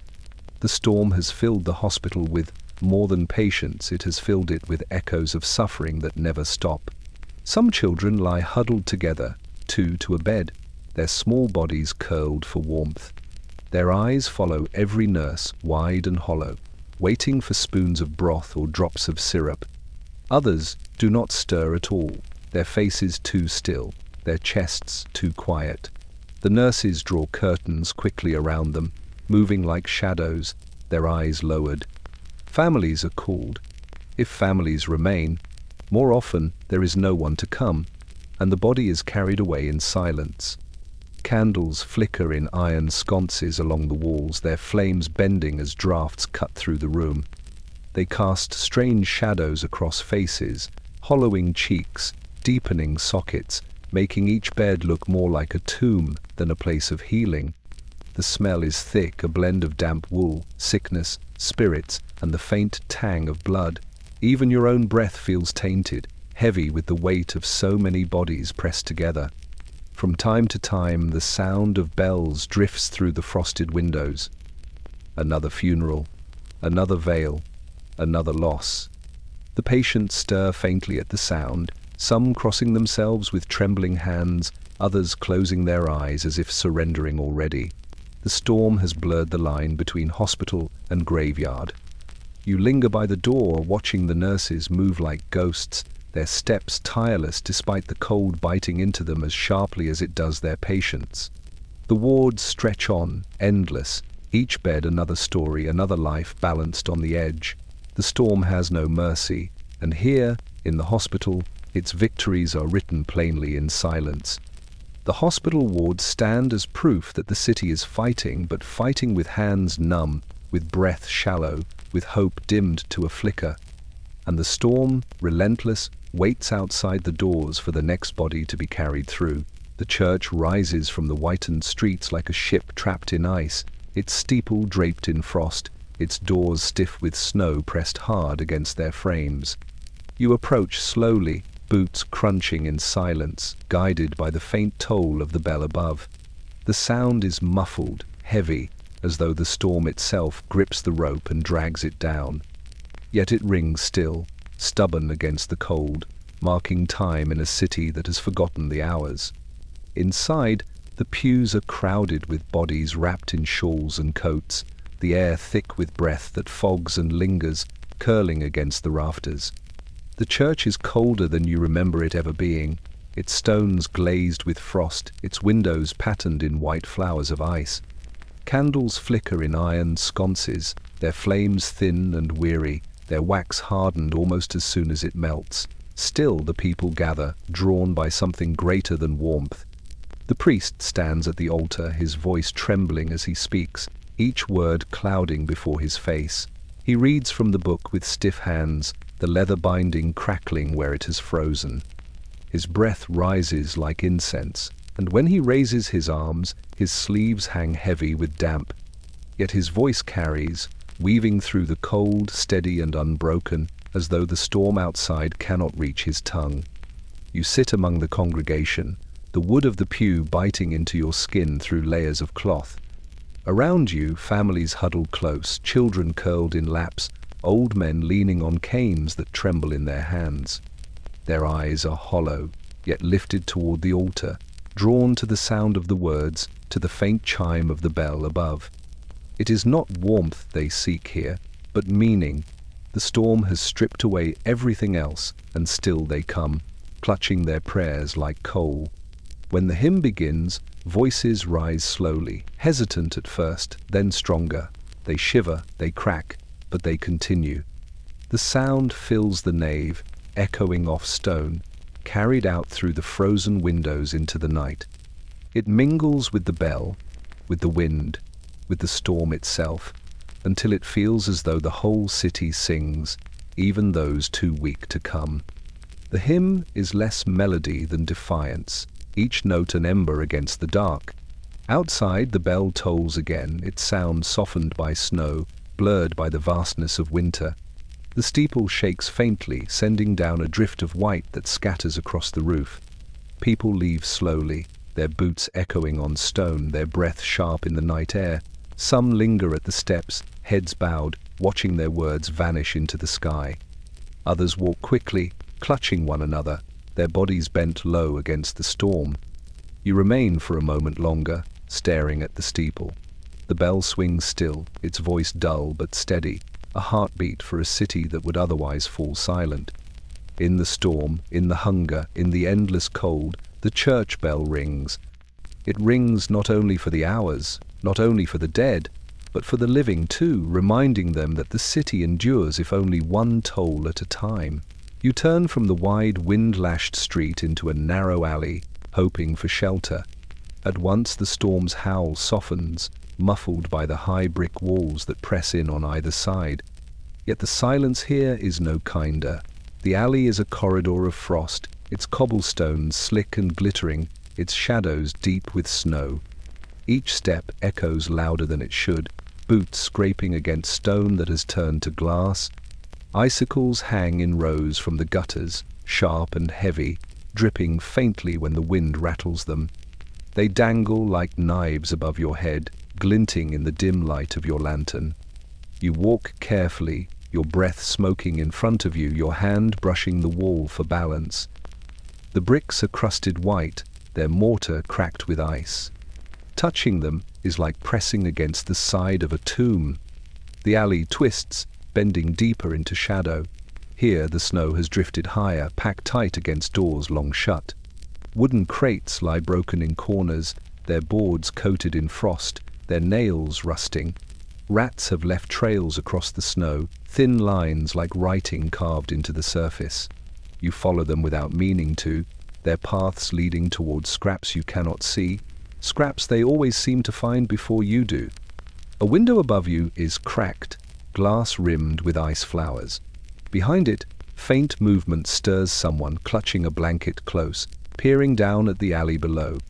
Their breath fogs the glass, then clears, then fogs again. You lift your lantern toward them, but they vanish back into shadow, the curtain drawn. Everyone hides now, each family guarding what little warmth remains, each household an island behind walls of frost. Deeper still, you find a cart abandoned, its wheels frozen solid into the ground. The shafts jut upward like arms, skeletal, reaching toward the sky.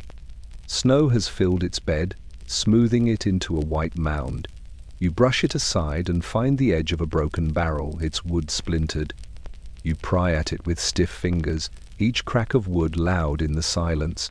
The sound startles even you, as though breaking the hush is forbidden here. The lantern flickers as a draft snakes through the alley, slipping between boards and shutters. The flame bends low, throwing shadows that leap across the walls, shapes of men, of animals, of things not there. For a moment it feels as though the alley watches you, its frost-covered walls leaning inward, listening to your breath, waiting for you to stumble. You tighten your grip on the lantern, shielding it, and press onward. At the far end, the alley narrows to a slit, snow drifted high against its mouth. You squeeze through, boots crunching, shoulders scraping stone. When you emerge, the storm's howl rushes back, a roar compared to the quiet behind you.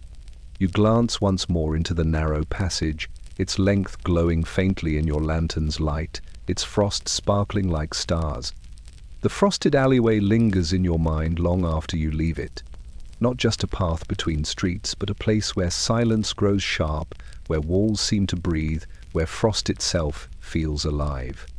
A reminder that the storm holds every corner of the city, even those where no one dares to walk. The scuttle is almost empty. You lift it from its corner, the iron handle biting into your palm, and tilt it forward. At first, nothing comes. Then you hear it, one small clink, one dull scrape. A single lump of coal rolls out, striking the hearthstone with the sound of finality. It lies there black and solid, a relic of warmth, the last ember waiting to be born. You stare at it, the silence of the room pressing close. This piece of coal is more than fuel, it is a question. Do you burn it now, chase away the cold for an hour, or guard it, hoping for a need greater still? Around you the frost answers for you, Curtains hang stiff, their hems crusted white. The windows bloom with thick ferns of ice. Even your breath drifts slow, heavy, as though reluctant to leave your lungs. The storm has seeped into the very bones of the house. The children glance at you from their blankets, eyes wide and waiting. They see the lump too, their gazes fixed on it as if it were treasure. One whispers, "Will it be enough?" The words linger in the air, fragile, unanswered. You kneel by the grate, cradling the coal in your hand, its weight far heavier than its size should allow. The edges cut faintly against your fingers, leaving black dust that smears across your skin.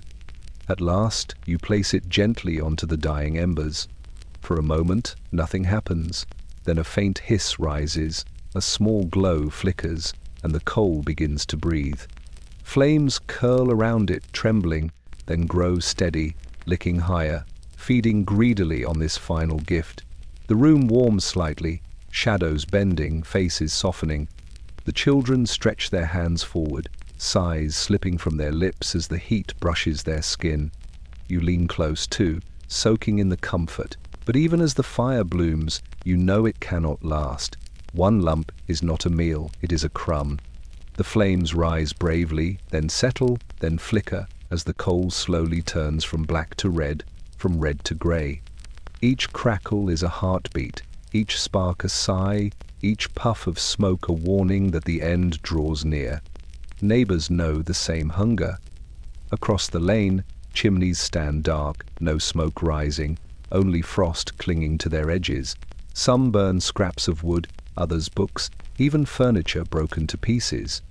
All have faced this moment, the choice of when to spend the last coal. For some, it came yesterday. For others, it comes tomorrow. For you, it is now. As the coal fades, the room dims again. Shadows creep back into corners, stretching long across the floor. The warmth thins, slipping away, leaving only memory in its place. You press your hands to the faint glow, trying to trap it, to hold it, but it slides through your fingers like water. The last coal lump sinks into ash, its life spent, its promise gone. The grate grows silent once more.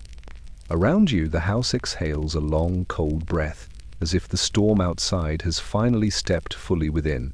The storm has lingered so long that the house itself no longer feels like a barrier.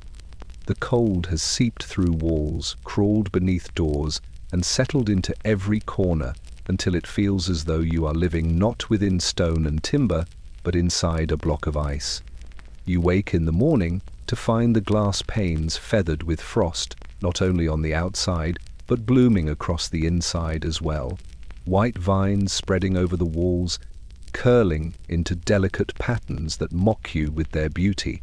You run a hand across the table and find it rimed with a thin crust, the wood damp and stiff beneath your glove.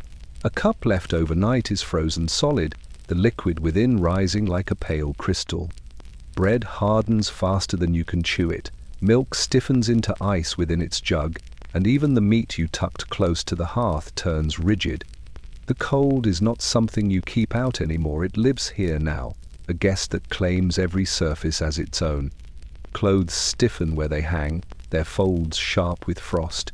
Blankets no longer warm so much as weigh down, their threads brittle, their fringes sparkling as though dusted with glass. When you lie beneath them at night, you feel the damp creep upward, seeping into your bones, dragging you into a sleep that feels less like rest and more like surrender. Even mirrors betray you. When you glance at one, its surface is clouded white, your reflection only a shadow behind the frozen film. You wipe at it with your sleeve, but the frost returns within moments, sealing you away from your own face. The house no longer reflects your life, it reflects the storm, remaking everything in its image. Children play with their breath, blowing onto windows, laughing as frost forms from their lungs. But their laughter is thin, brittle, and soon breaks into coughs.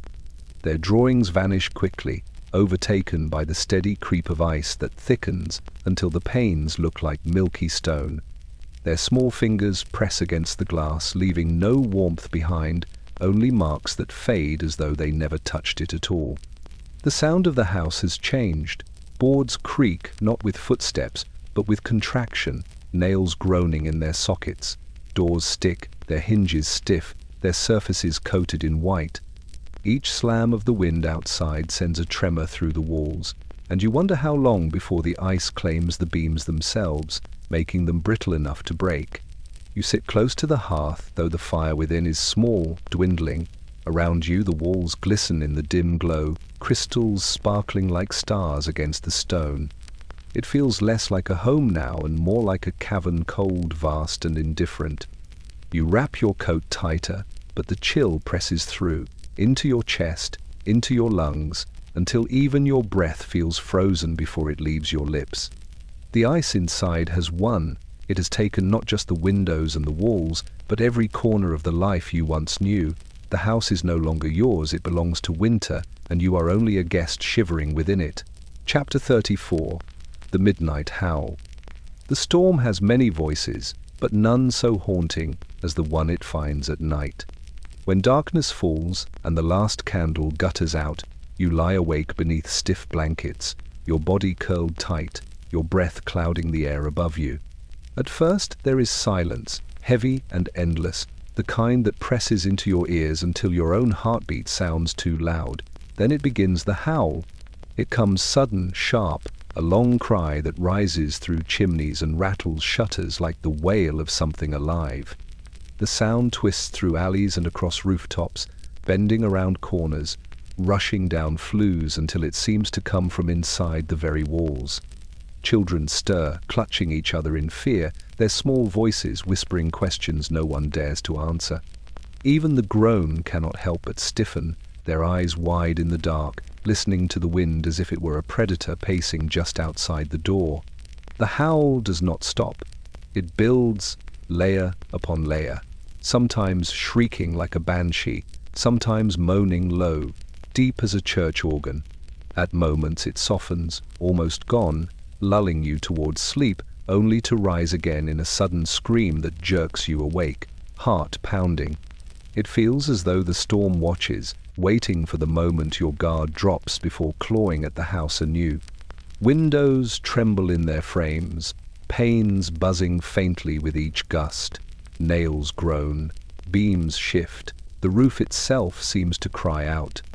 Curtains flap, though the windows are closed, as if the very air leaks malice.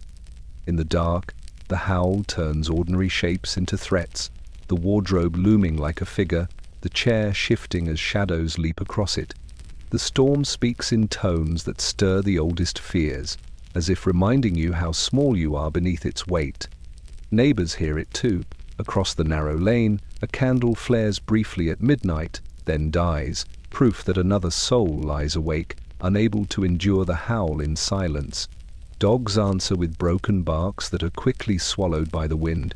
Somewhere, a bell tolls once, not struck by hand but by storm, its note carried ragged into the night. You bury yourself deeper under the blankets, though they offer little shield. The cold seeps through still, but worse than the chill is the sound itself. Each gust feels like a voice, each scream a warning, each low moan a threat whispered into your bones.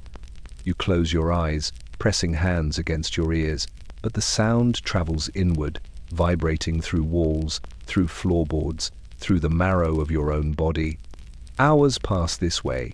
You measure them not by clocks, but by the rhythm of the howl, the way it rises and falls, never ending, never letting go.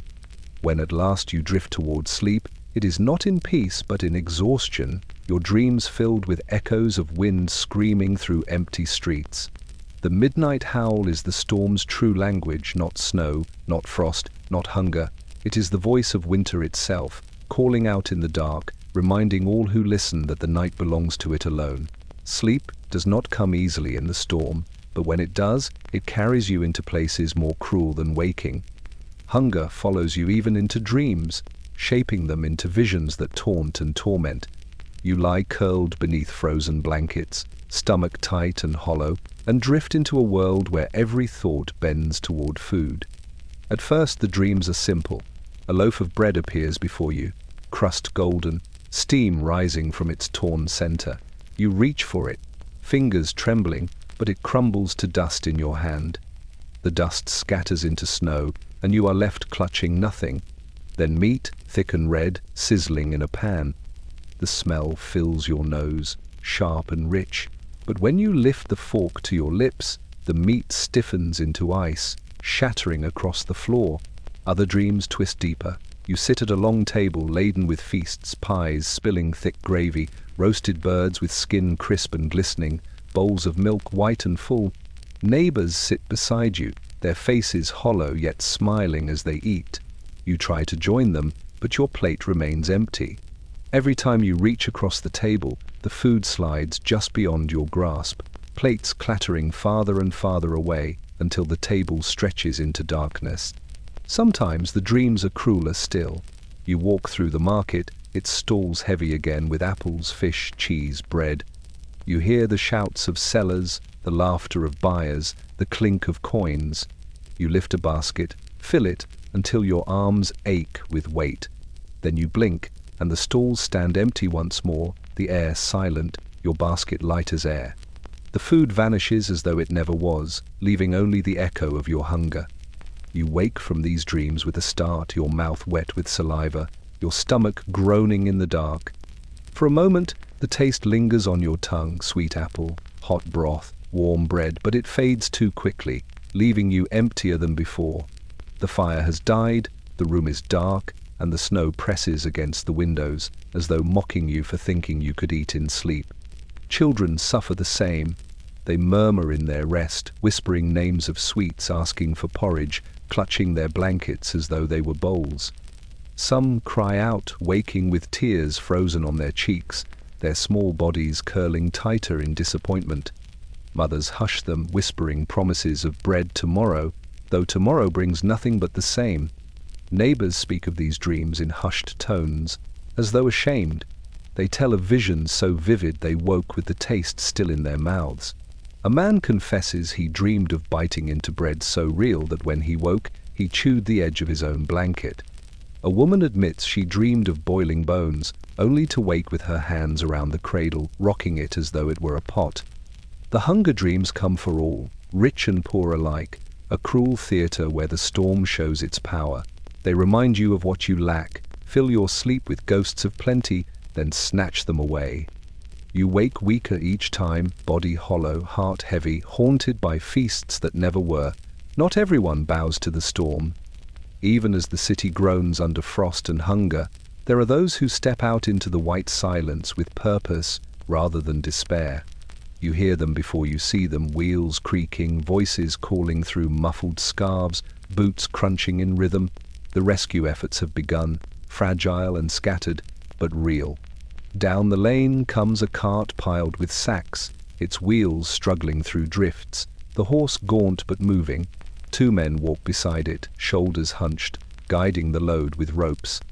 A woman follows, carrying a lantern high, its glow trembling through the fog of snow. Children peer from windows, eyes wide, as the cart halts at each door. From the sacks they lift loaves of bread, turnips, jars of broth. Each parcel is small, barely enough for a meal, yet to those waiting inside it is salvation. You join the small crowd that gathers, boots stamping to keep blood flowing. One by one, families step forward, hands outstretched, voices hoarse with gratitude. The rescuers nod, but do not linger. Their faces are pale, their eyes red, but they move quickly, knowing too many wait, knowing too few carts can make the rounds. They press food into hands and move on, the horse groaning as it drags its load deeper into the storm. Elsewhere, soup kitchens open in cellars and churches. Cauldrons of thin broth simmer over stoves cobbled together from scraps, their steam rising into the rafters, warming the air if not the bones. The line outside stretches long, men and women wrapped in shawls, children clutching tin cups. The smell alone is enough to make mouths water meat faint, vegetables faint, but warmth undeniable. When your turn comes, the ladle dips, fills your cup, and for a moment the world narrows to that small pool of liquid fire. You drink slowly, savoring each swallow, though it disappears too fast. The rescue efforts are not without risk. Volunteers push sledges of coal through the streets, their loads precious, their progress slow. Snowdrifts swallow their legs, winds cut their faces raw, yet still they go door to door, tipping a few lumps into each scuttle. Some never return, lost to the storm's rage, their bodies found days later beneath drifts. Still others fall sick, lungs rattling from nights spent outside. But their names are whispered with respect, their sacrifices noted in small prayers said beside fires they helped kindle. You see neighbors helping one another too. A man breaks apart his last chair and shares the wood with the family next door. A woman tends 3 children not her own, their parents too weak to rise. The city, frozen and silent, shows glimmers of life not in its markets or factories, but in the hands that reach across thresholds, offering what little can be spared. The storm remains unbroken, its howl still fierce, its grip still merciless. Yet in the dim light of lanterns, in the smell of broth rising from a pot, in the touch of coal pressed into your hand, there is proof that London has not surrendered. The rescue efforts are small, fragile flames, but together they burn against the endless night. The storm does not last forever.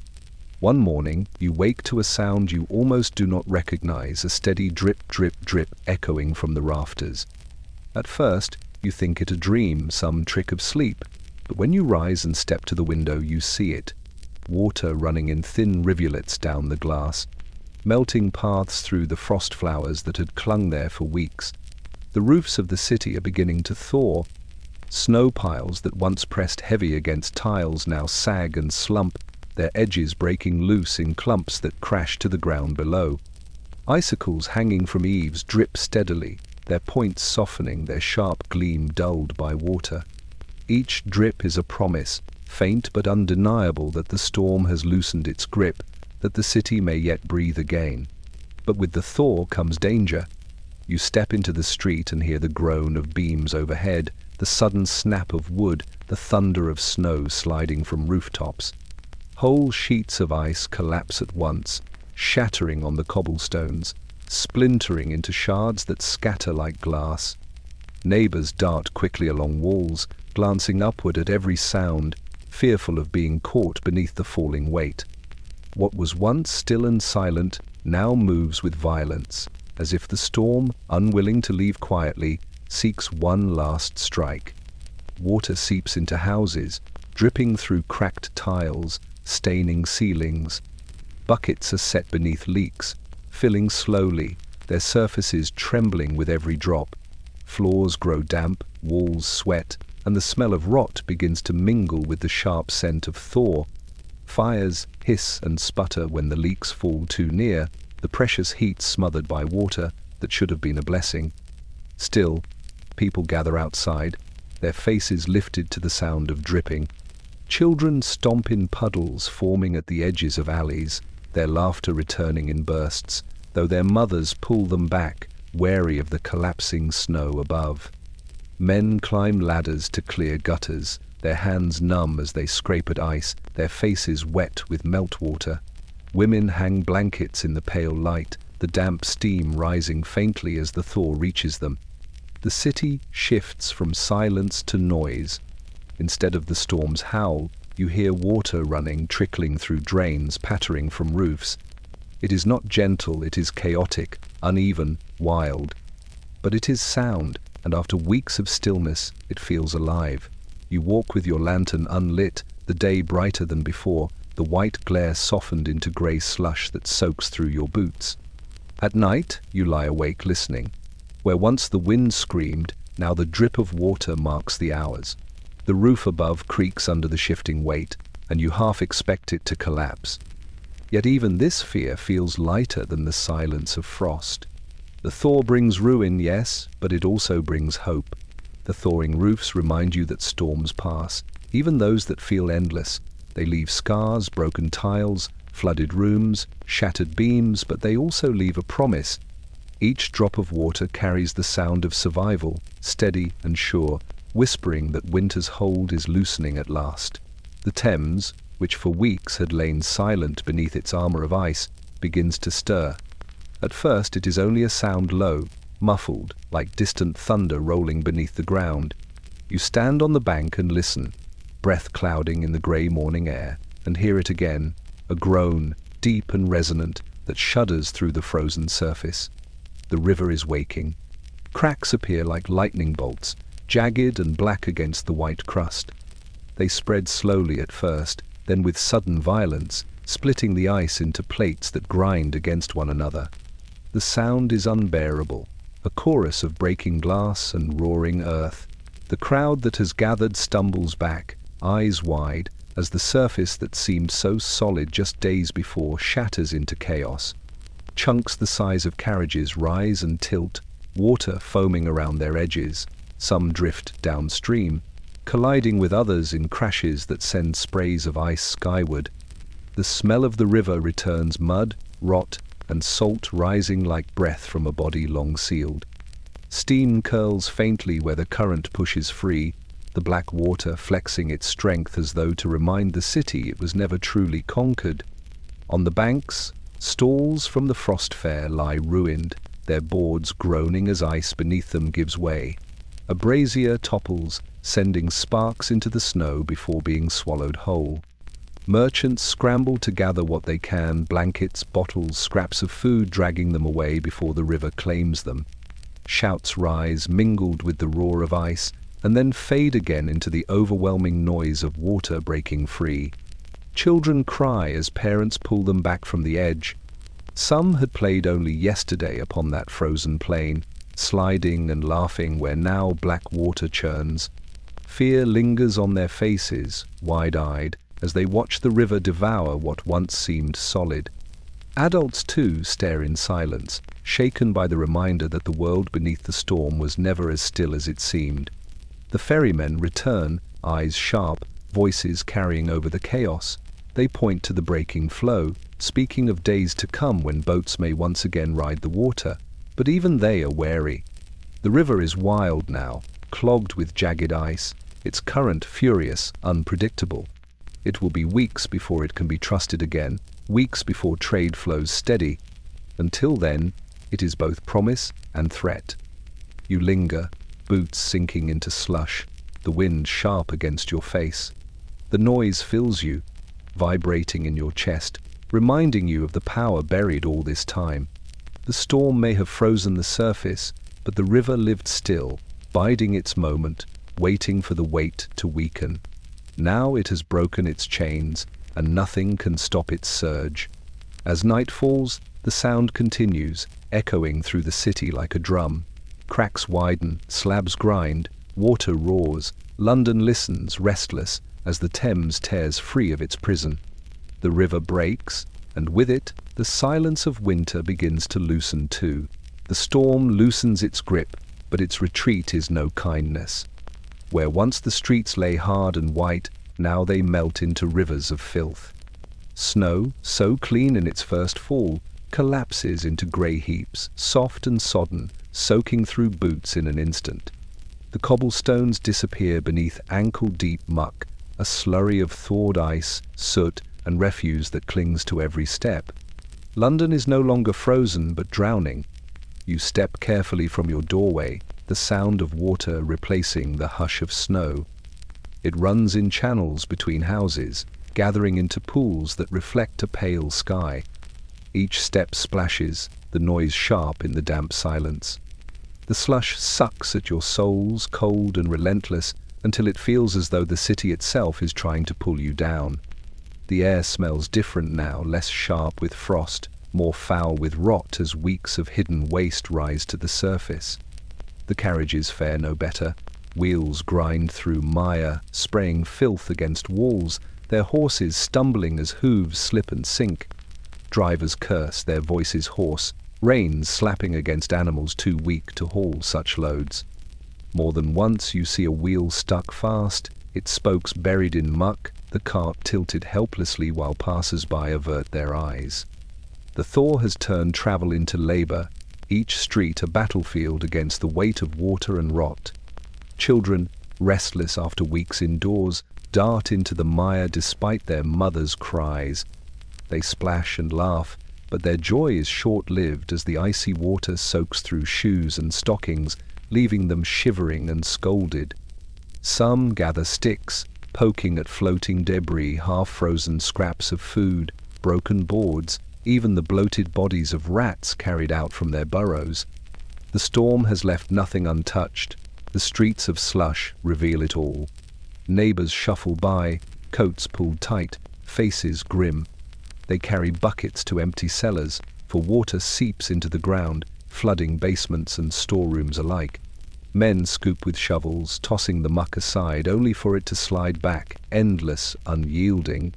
Women wring out rags, their hands raw, trying to salvage what little bedding or clothing has not been ruined. The city groans with the effort, its people trapped not by ice now, but by water. The sound of dripping is everywhere. Roofs weep steadily, their tiles shedding melt in constant streams. Gutters overflow, spilling down in sheets that soak cloaks and hoods. Icicles crash from eaves, shattering into shards that scatter across the slush below. The thaw is violent, unceasing, as if the storm itself is breaking apart in loud and messy defeat. By evening, the streets glisten under lantern light, black pools reflecting the faint flames. Your boots are soaked, your legs heavy with cold, your spirit wearied by the endless filth.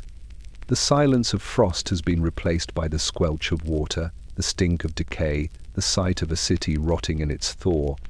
The streets of slush are proof that the storm has passed, but not ended. Winter has loosened its hold, yet its memory lingers, thick and heavy beneath your feet, dragging at every step you take. Even as the thaw spreads and the city stirs back to life, the cold does not leave you. It lingers, etched into bone, woven into memory.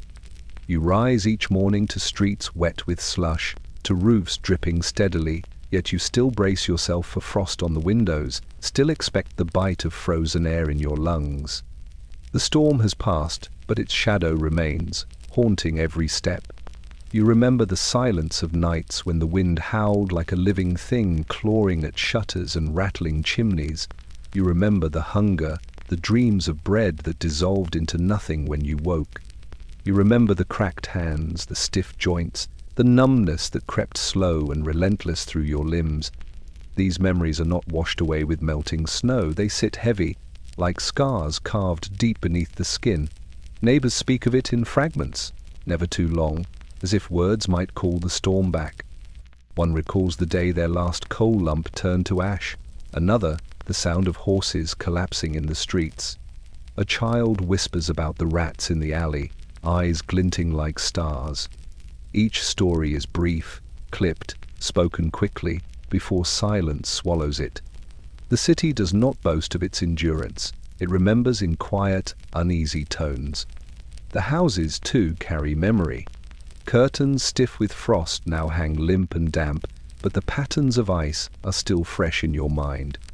Ceilings drip with water, but you recall the nights when frost crept along the beams, turning rooms into caves of glass. Even the hearth, now burning steadier, holds the echo of nights when its embers gave more smoke than heat, its glow too faint to push back the dark. You walk through the markets, now stirring with life, and yet the memory lingers there as well.